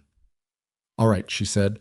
She went back to the kitchen to start supper, and the house around her had its ordinary sounds, and she moved through it with the particular ease of a person who is beginning, cautiously and without ceremony, to believe that a place is theirs. It was the most dangerous thing she had allowed herself to feel in a very long time. And 3 days later, Grant Monroe returned. And this time he did not come alone, and he did not come with a lawyer, and what he brought with him was nothing she had prepared herself for. He came at mid-morning, when the light was still low and the yard was at its busiest, which she later understood was deliberate. A man who wanted witnesses chose his timing carefully. She heard the horses before she saw them. Not one horse this time, and not two. She was at the kitchen window cutting dried apple rings for the afternoon, and she looked out and counted 4 riders coming through the gate, Grant Monroe at the front, and behind him 3 men she did not recognize. They were not dressed like lawyers. They were dressed like men who had been hired for their size rather than their education, and they had the particular loose-limbed ease of people who were comfortable with the possibility of trouble. Grant had gone looking for leverage and had decided, apparently, that the kind he needed was the physical sort. She set the knife down and did not run. She walked to the back door and opened it and said calmly and loudly enough to carry to where Roy Hatch was crossing the yard with a coil of rope over his shoulder. "Roy, come up to the front, please." Roy looked at her face and dropped the rope and changed direction without asking a single question. She went through the house to the front door and opened it and stepped out onto the porch. Grant Monroe had pulled his horse up in the yard, and the 3 men behind him had fanned out in a way that was not quite threatening, but was designed to look like it might become that way. She recognized the formation. She had seen it once before, years ago, when a creditor had come to the boarding house where she was working and brought men with him to make a point about the rent. It was theater, mostly, but theater with large men in it could become something other than theater quickly enough. "Monroe," she said. "Eliza." He looked past her at the house. "Whitaker here? What do you want?" "I want to talk to the man who owns this property," Grant said. "I've got business with him directly, not with his housekeeper." The word landed where he meant it to. She let it land and did not move. Roy came around the corner of the house and stopped a few feet to her left. Lucas appeared from the direction of the barn. Carter Webb came out of the bunkhouse with Tom Grady behind him, and she heard the barn door open again and 2 more of the hands emerge. They did not form a line. They simply appeared, in the way that people appear when they are paying attention to the same thing, and their appearance changed the arithmetic of the yard considerably. Grant looked at the assembled men with an expression that was working hard to stay contemptuous and not entirely succeeding. Caleb came out of the house behind her. She heard the door and then his boots on the boards, and then he was standing beside her. The same position he had taken the last time, slightly to her left, and she thought he probably did not notice that it had become a habit, and she thought she would not be the one to point it out. "You're back," Caleb said. "I'm back," Grant agreed. "And I've brought some men because last time I was here, your people got in the way of a legitimate business discussion." "Nobody got in the way of anything," Caleb said. "You came here with accusations you couldn't support, and you left when you were asked to." "I came here with a legal matter that wasn't settled properly," Grant said. He reached into his jacket and pulled out a folded document, thick, more pages than he'd shown before. "I've got an affidavit here, signed by Daniel Price, testifying to an outstanding debt owed to his father's estate by Eliza Monroe, witnessed and notarized." Eliza felt the ground shift slightly under the information, the way it had the first time he'd ridden in. That single-degree tilt. She had known about Daniel Price. She had not known Grant had gotten him to sign something. "An affidavit testifying to a debt that was legally extinguished in 1884, she said. "I have the documentation from the lawyer who handled it." "You have a letter from a lawyer you hired yourself," Grant said. "I have a sworn statement from the man who is owed the money." "He has not owed the money," she said. "The law says he's not owed the money." "The law in Alderton is going to have a different view of that shortly," Grant said. He looked at Caleb. "I'm not here to argue with your housekeeper, Whitaker. I'm here because you're the landowner and you have a right to know that the woman you've allowed into your household has a legal action pending against her. If she's still employed here when that action is filed, your name could get tangled up in it." There it was. She saw it now completely, the whole shape of what he was doing. The three hired men were not there for violence. They were there to make Caleb feel, in a physical and immediate way, that this situation had weight and substance and consequence. The legal action might be hollow, but the affidavit was real enough to be filed, and filing it would take time and money to answer, and in the meantime, the implication would sit in the air of this ranch like smoke. Grant Monroe was not trying to win. He was trying to make winning too expensive. "Let me see it," Caleb said. Grant rode forward and held the document out. Caleb took it and stepped back onto the porch and read it. He read it slowly and completely, the way he read everything, and the yard was quiet while he did. She watched his face. She had become good at reading the small signals in it, the slight tightening at the jaw, the almost imperceptible shift in his brow. And what she saw while he read was not doubt. It was something closer to anger, held with the same discipline he held everything, pressed down to where it only showed at the edges. He handed the document back to Grant. "Daniel Price's claim was extinguished legally before his father died," Caleb said. "My attorney in Alderton has confirmed that. The clerk of the court has the documentation." He paused. "If you file this affidavit, it will be dismissed, and given your prior history with that court, the dismissal will not be free." Grant's face changed. The contempt fell away, and what was underneath it was something raw. Not quite anger, not quite desperation, but something that lived in the neighborhood of both. "You've been doing research," Grant said. "I've been doing my job," Caleb said, "which is protecting my property and the people on it." He came down off the porch steps and stood in the yard, and the movement was not aggressive, but it was definitive. The movement of a man who is done conducting a conversation from a distance. "I'm going to tell you this once, Monroe, and I'm going to tell you clearly so that there's no confusion later about what was said. You are not welcome on this property. The matter of Robert Monroe's estate was settled lawfully and completely. If you file anything in Alderton, we will answer it, and we will answer it in a way that is going to cost you considerably more than it costs us." He looked at Grant with the flat measuring gaze that Eliza had seen him use only a few times. The gaze he used when he was not performing authority, but simply exercising it. "And if you come back here again with hired men, I will have you removed by the sheriff from Copper Creek, who is a personal friend of mine, and I will press charges for intimidation." The yard was absolutely still. One of the three men Grant had brought shifted in his saddle, the small, restless movement of a man who has been hired for a confrontation that is not materializing and is not sure what the correct protocol is now. Grant Monroe looked at Caleb. He looked at the ranch hands arranged in their unintentional line. He looked finally at Eliza, and the look he gave her was the most honest expression she had ever seen on his face. Not hatred exactly, but a kind of exhausted fury, the look of a man who has pushed against something repeatedly and cannot understand why it will not move. "You're making a mistake," he said. "Both of you." "I've made bigger ones," Caleb said. Get off my land! Grant turned his horse. The three men behind him turned theirs, following his lead without any signal she could see, and they rode out through the gate in the same four-abreast arrangement in which they'd arrived, the dust rising behind them and then settling, the sound of hooves fading down the road to Copper Creek. The yard let its breath out. Carter Webb said, with the timing of a man who has been holding it for exactly the right moment, "That's 3 times." Tom Grady said, "Third time's the one that counts." Roy Hatch put his hat back on his head, which meant the situation was over and work was resuming, which it did. She found Caleb in the kitchen an hour later.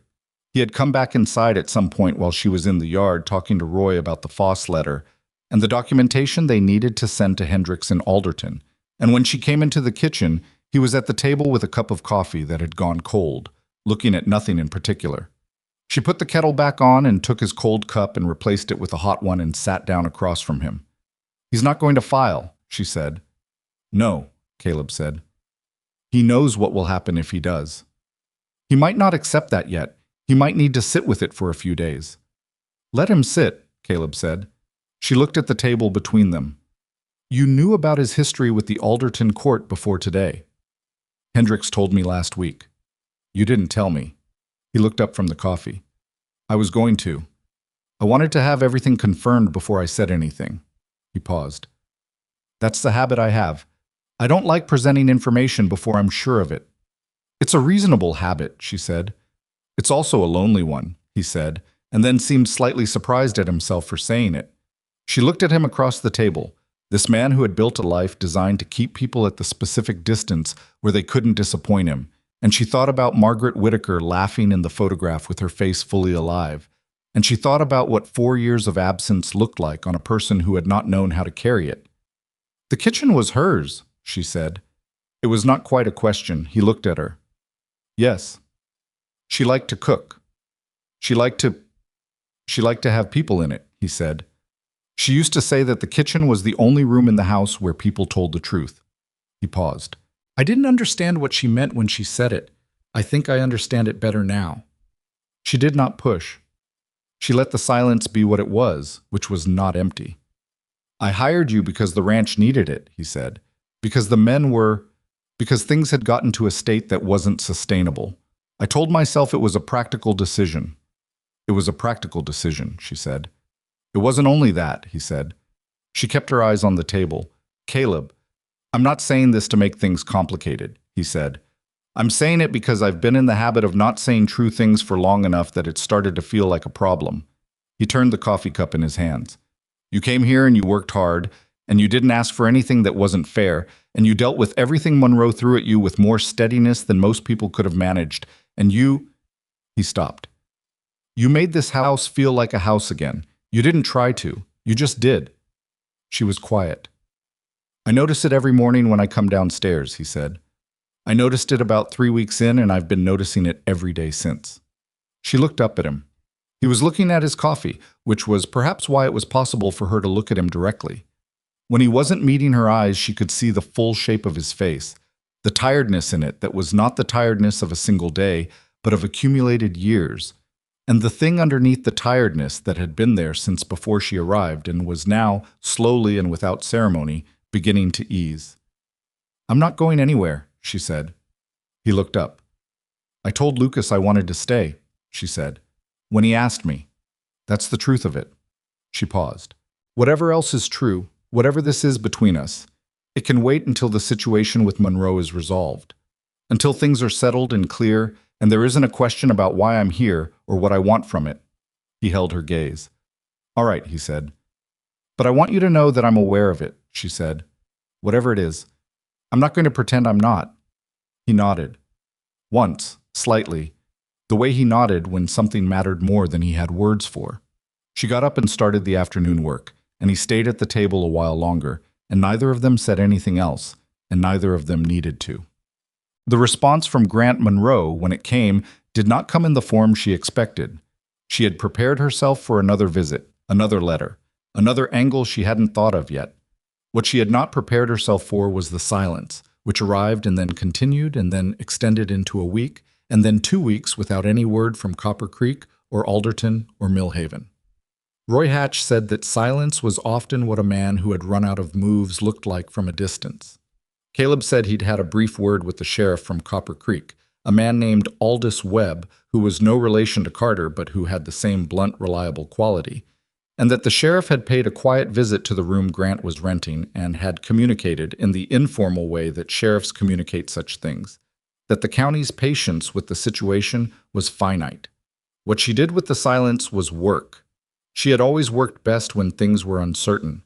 It was something she had noticed about herself years ago, the way anxiety that had no productive outlet became a kind of poison, and the same energy directed at something real and useful became something closer to steadiness.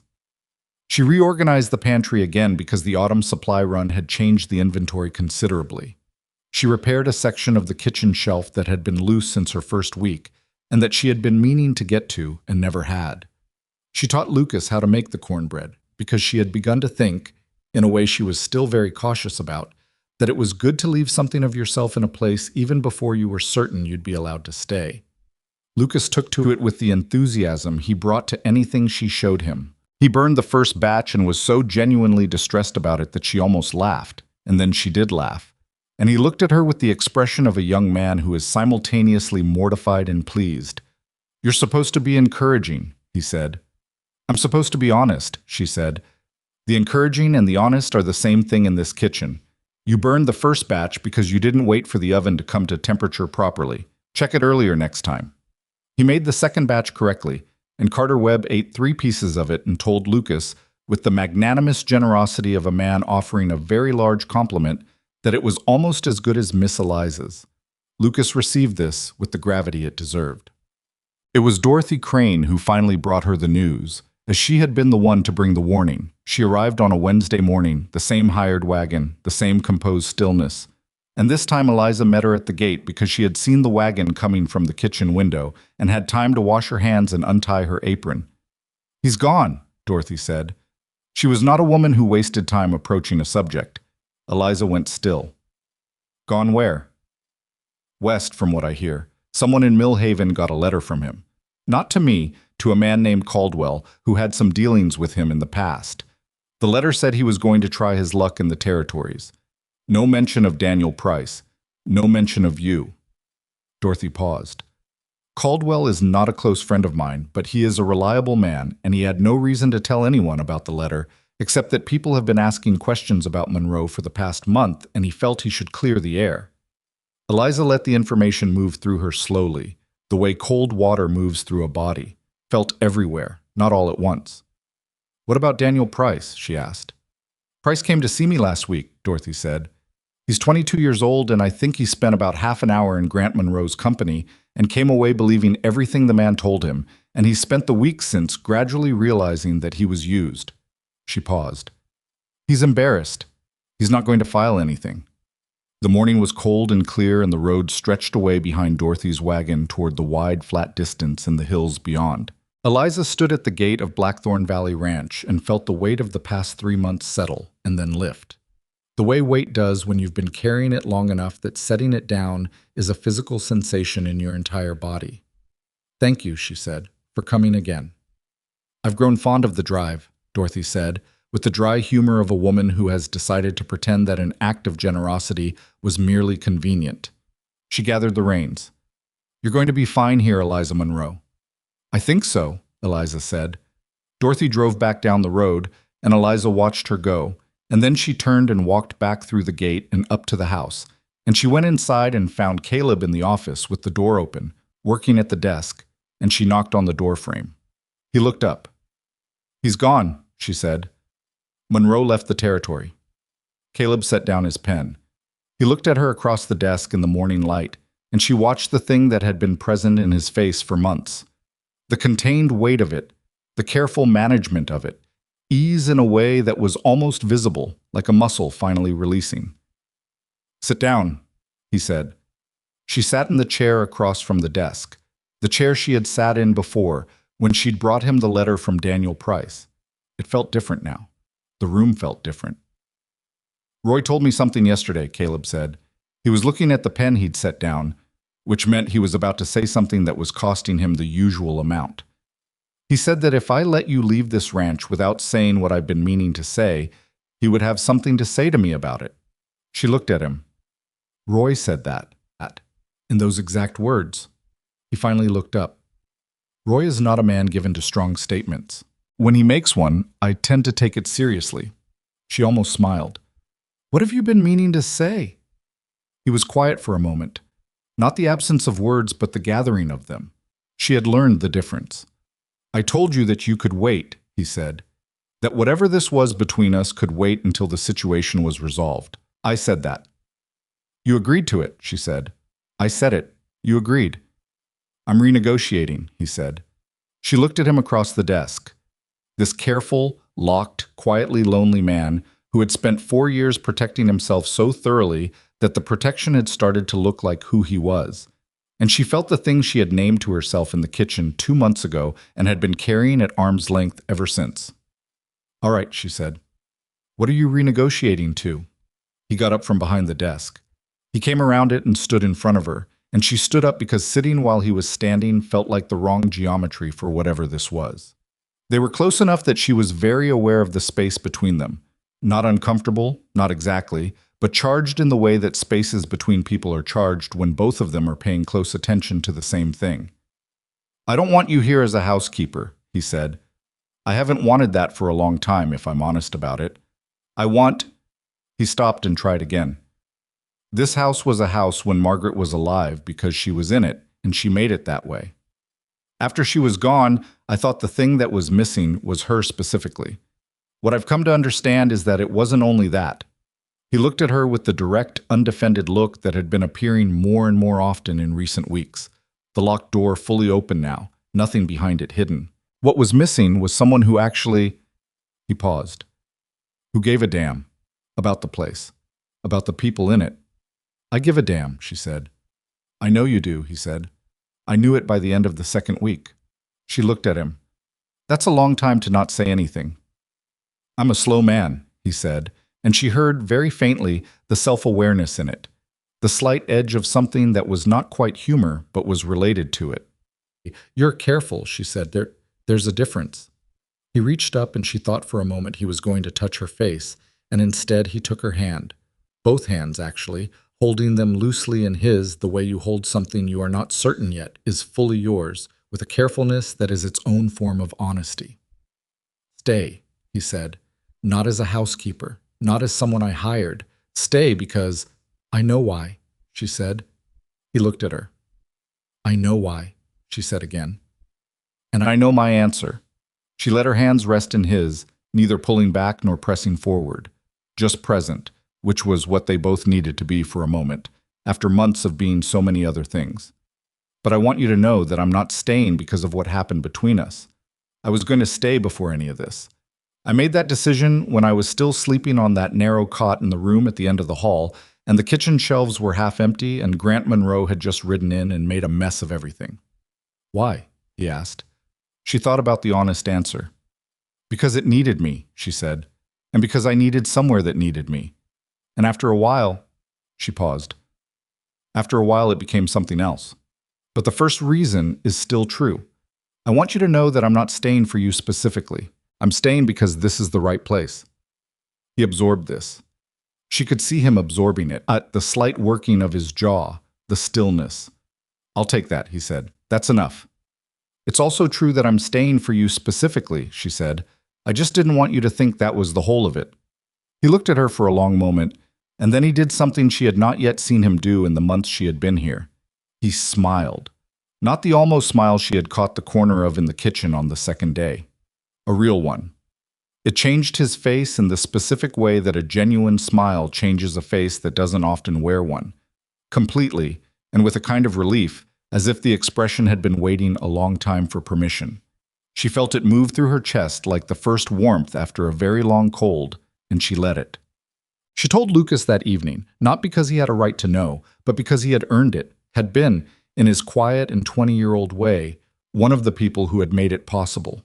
She found him on the back porch after supper, and she sat beside him on the step and said, simply, that things were going to be different at Blackthorn Valley. He looked at her. Then he looked at the yard. Different how? he said, though his tone made it clear he already knew. I'm staying, she said, not as a housekeeper. He was quiet for a moment. Then he said, with the careful dignity of a young man who has decided that some news deserves to be received with gravity, I think that's the right thing. Do you? She said.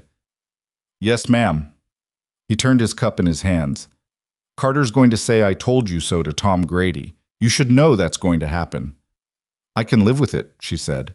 He nodded, looking at the yard with the expression of a person who is more moved than they planned to show.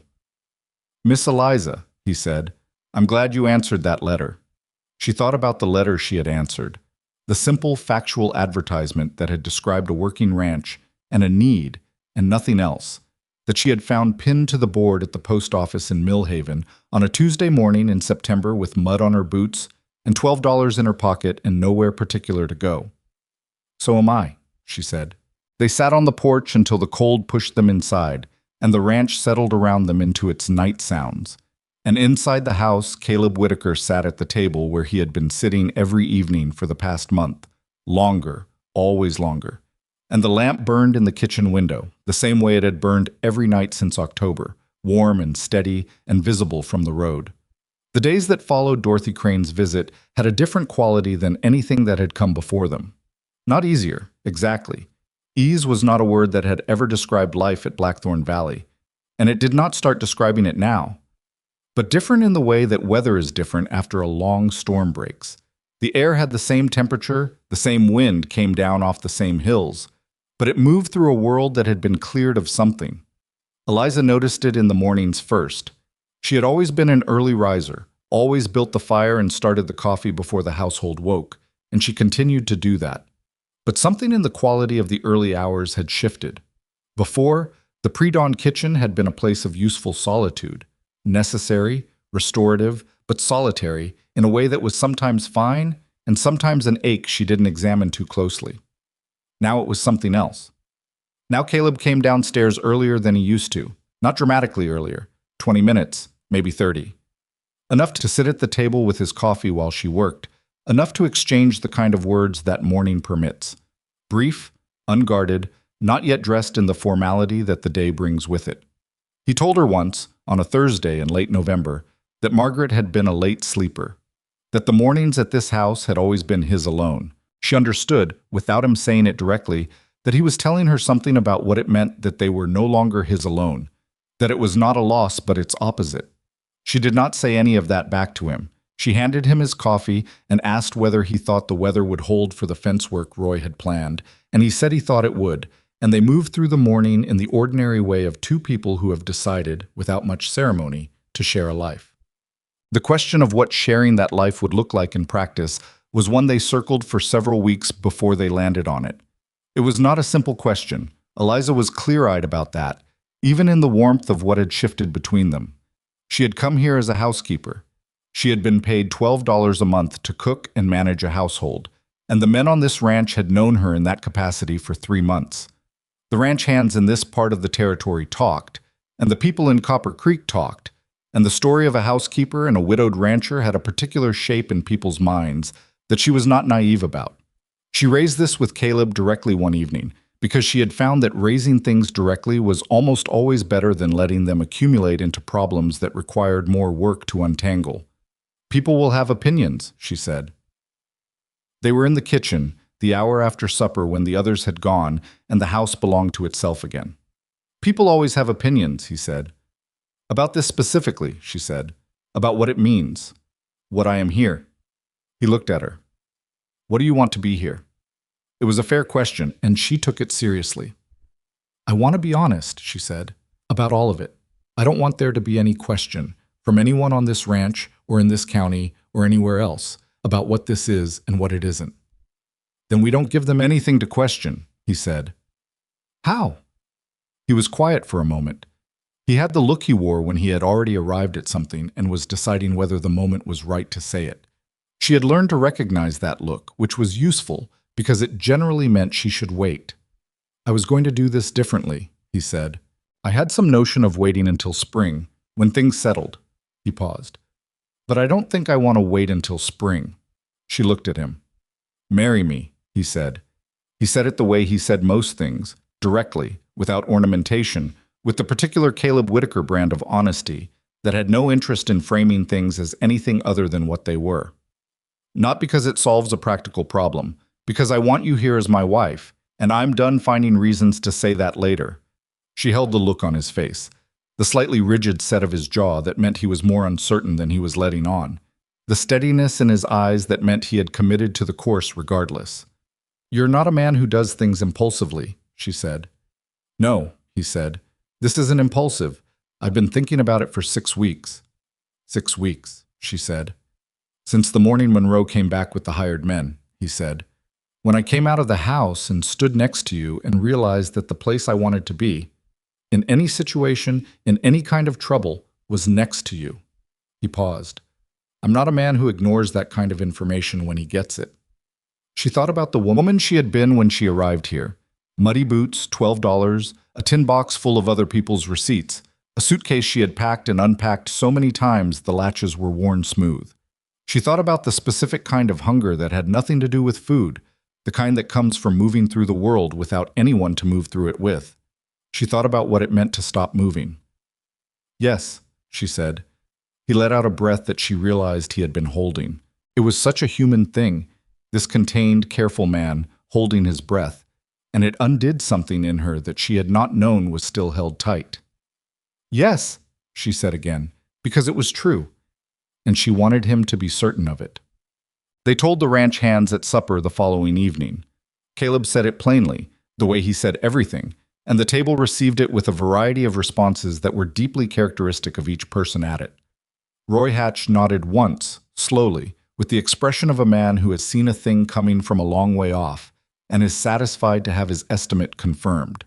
Carter Webb said, "Well, finally," with such unselfconscious relief that everyone at the table looked at him, and he looked back at all of them with the serene bafflement of a man who does not understand why this would be surprising. Tom Grady reached over and shook Caleb's hand and said, "Congratulations," with the genuine warmth of a man who had been worrying about this household for longer than he'd admitted to anyone. Lucas said nothing for a moment. Then he looked at Eliza with an expression so unguarded that she felt it somewhere behind her sternum. The look of a young man who has been carrying a quiet fear for months and has just been told he can set it down. "Good," he said. That was all. "Good." The rest of supper was louder than usual, and someone produced a bottle that had been kept for an occasion, and the occasion was judged to have arrived, and Eliza sat at that table in the warmth and noise of it and thought about the letter she had answered in September, pinned to a board in a post office in Millhaven, and how different a thing looks when you are standing at its beginning versus when you are standing somewhere past the middle of it. Oh. They married in December, on a Thursday, at the courthouse in Copper Creek, with Roy Hatch and Dorothy Crane as witnesses. Dorothy had been asked because Eliza felt she had earned it, had ridden out twice with difficult information when she could have stayed home, which was its own kind of loyalty. Roy had been asked because Caleb said there was no one else he would have wanted standing there, and Roy received this information with the same stillness he received everything, which meant it meant a great deal to him. It was not a large ceremony. Eliza had not wanted a large ceremony. She had had a large ceremony the first time, in a church full of Robert's family and her own, and the memory of it had a particular quality of sadness that she had long since made her peace with, not regret exactly, but an awareness of how much can be promised in a public room and how differently things unfold in the private hours that follow. She wanted this to be small and real and entirely true, and it was. Caleb held her hand through the whole of it with the same careful looseness he'd used the first time, neither possessive nor tentative, just present. She found she had almost no anxiety about any of it. The nervousness she had expected, the particular vertigo of stepping into a life you cannot fully see the shape of, never arrived. She had been living inside this decision for months before it had a name, and naming it felt less like a leap than like a door that had been standing open finally being walked through. Afterward, Dorothy Crane hugged her with the firm efficiency of a woman who does not linger on sentiment but does not withhold it either, and said into her ear, "Be exactly who you've been. Don't try to be anything easier." It was the best advice anyone had given her in years, possibly ever. Winter came to Blackthorn Valley the way it always did, without apology and ahead of schedule. The cold, moved down from the hills and settled into the valley, and the work changed in the way that ranch work changes in winter. Slower in some ways, harder in others. The particular labor of keeping livestock alive and equipment functioning in temperatures that had no patience for anything less than full attention. Eliza had never spent a winter on a working cattle ranch. She found she did not dislike it. There was something clarifying about the cold, about the way it made every task specific and immediate, the way it removed the possibility of postponing what needed doing. The kitchen became the center of the house in a different way than it had been in the autumn. Not just a room where food was made, but a room where people came to be warm, where conversations happened that might not have happened in the open yard, where the ordinary social life of the ranch condensed itself around the stove. She expanded the kitchen stores for winter in a way the ranch had apparently not done in years. She worked with Roy Hatch on a system for the cold storage that allowed for better rotation and less waste. She persuaded Caleb to add a root cellar extension off the back of the barn, a project that Carter, Webb, and Lucas undertook with the enthusiasm of men who had a clear task and the materials to do it with. Lucas had become, over the months since October, something she could only call her closest friend at Blackthorn Valley, and she was aware that this was an unusual thing, a 20-year-old boy and a woman who had just turned 33, bound by nothing except proximity and mutual recognition. But she had long since stopped expecting the important relationships in her life to look like what they were supposed to look like. Lucas showed up in the kitchen every morning, and they moved through the work of the day in parallel, and he told her things he did not tell the other men, and she told him things she did not say aloud to anyone else. And it worked in the uncomplicated way of genuine affection between people who are not trying to be anything to each other except what they actually are. On a morning in January, he told her he was thinking about staying, not just through the winter, for good. He had been thinking about learning the land management side of the ranch, whether Caleb might be willing to teach him over time, whether there was a future here that looked different from the one he had arrived expecting. She told him to ask Caleb himself because it was Caleb's answer that mattered, but she suspected she already knew what it would be. She was right. Caleb said yes in the same direct, unornamented way he said everything, and added that he had been thinking for some time that the ranch needed someone coming up who understood it from the ground, from the daily work of it rather than the management of it, and that Lucas had been demonstrating that understanding since the day he arrived. Lucas received this with the specific expression of a young man who has been told something that exceeds what he had allowed himself to hope for. He did not say much in response.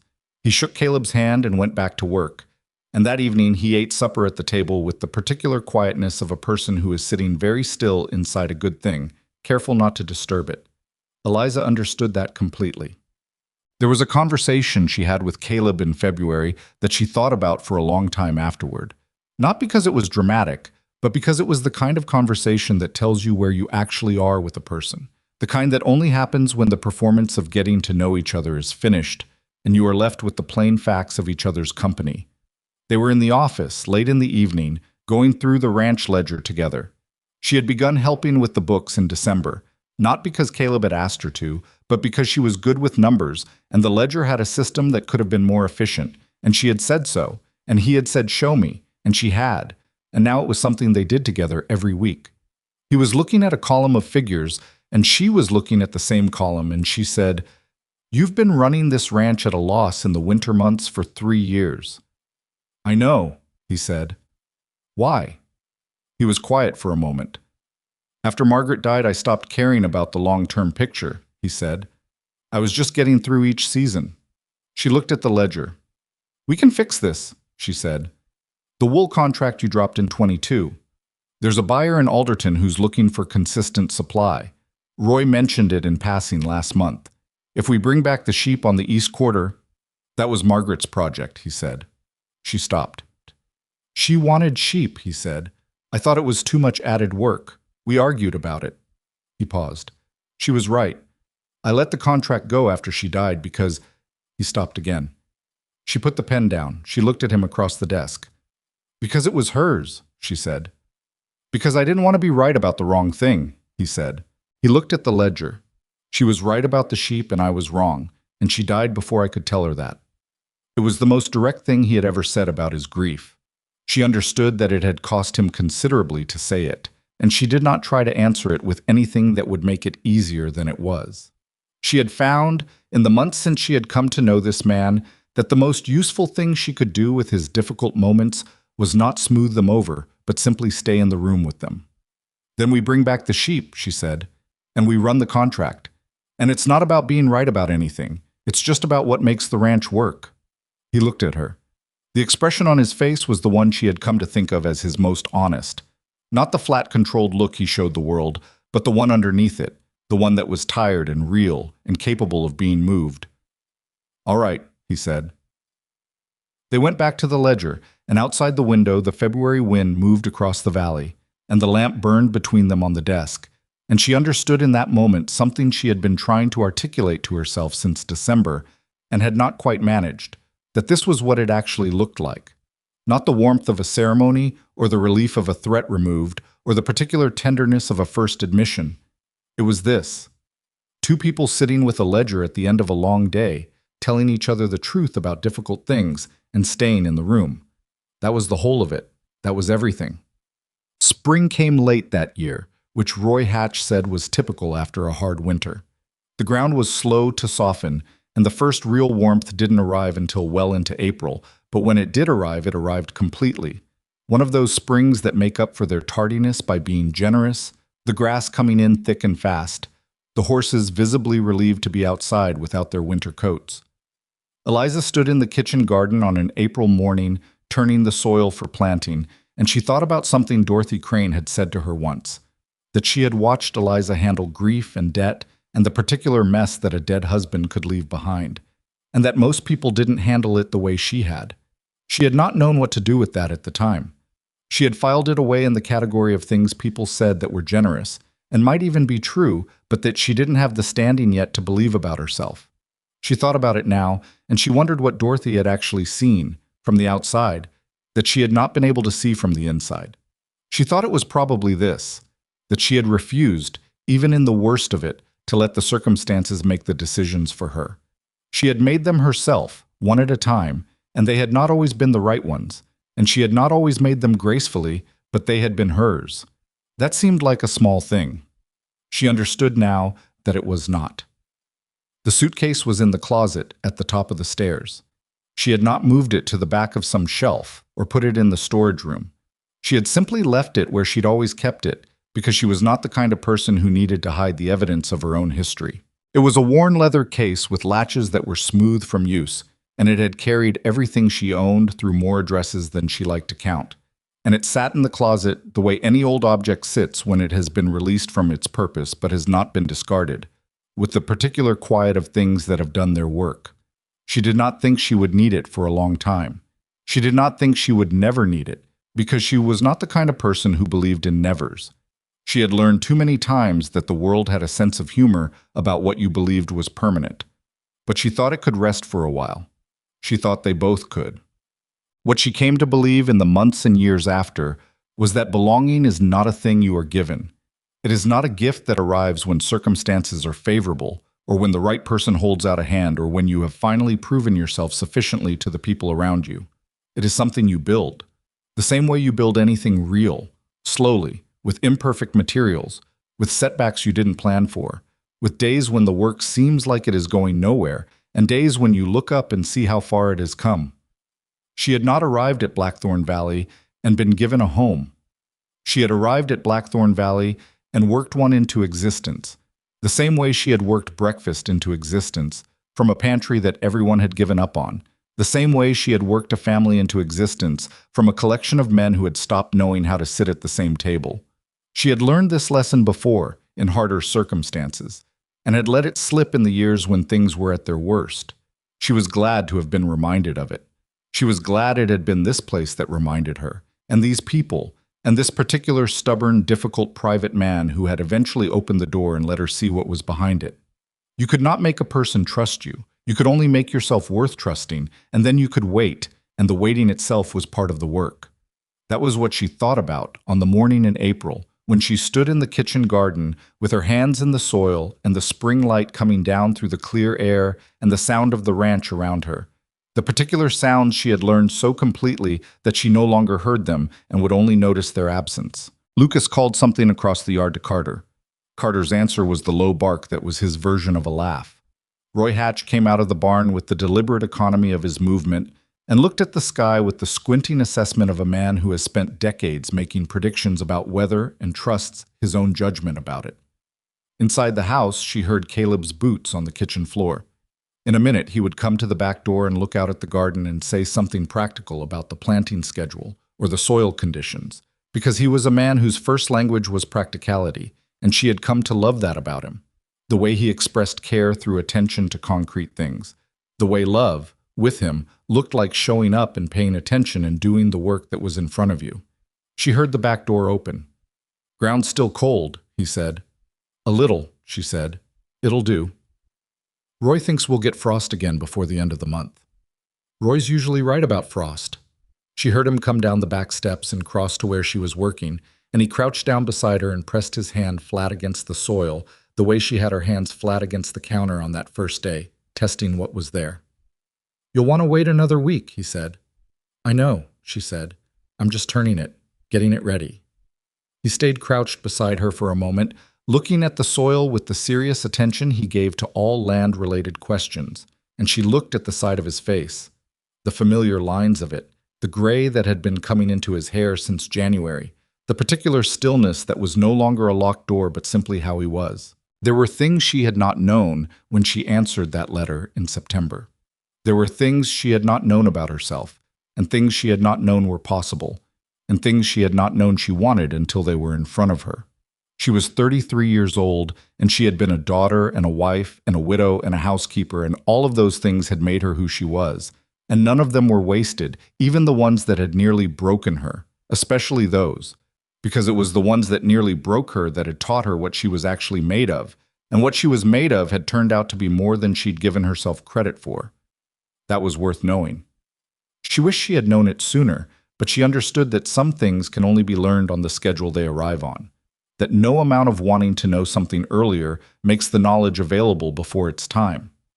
She had arrived here with a tin box full of someone else's receipts and a suitcase with worn latches and $12 and a willingness to do the work in front of her. That was all. It had turned out to be enough.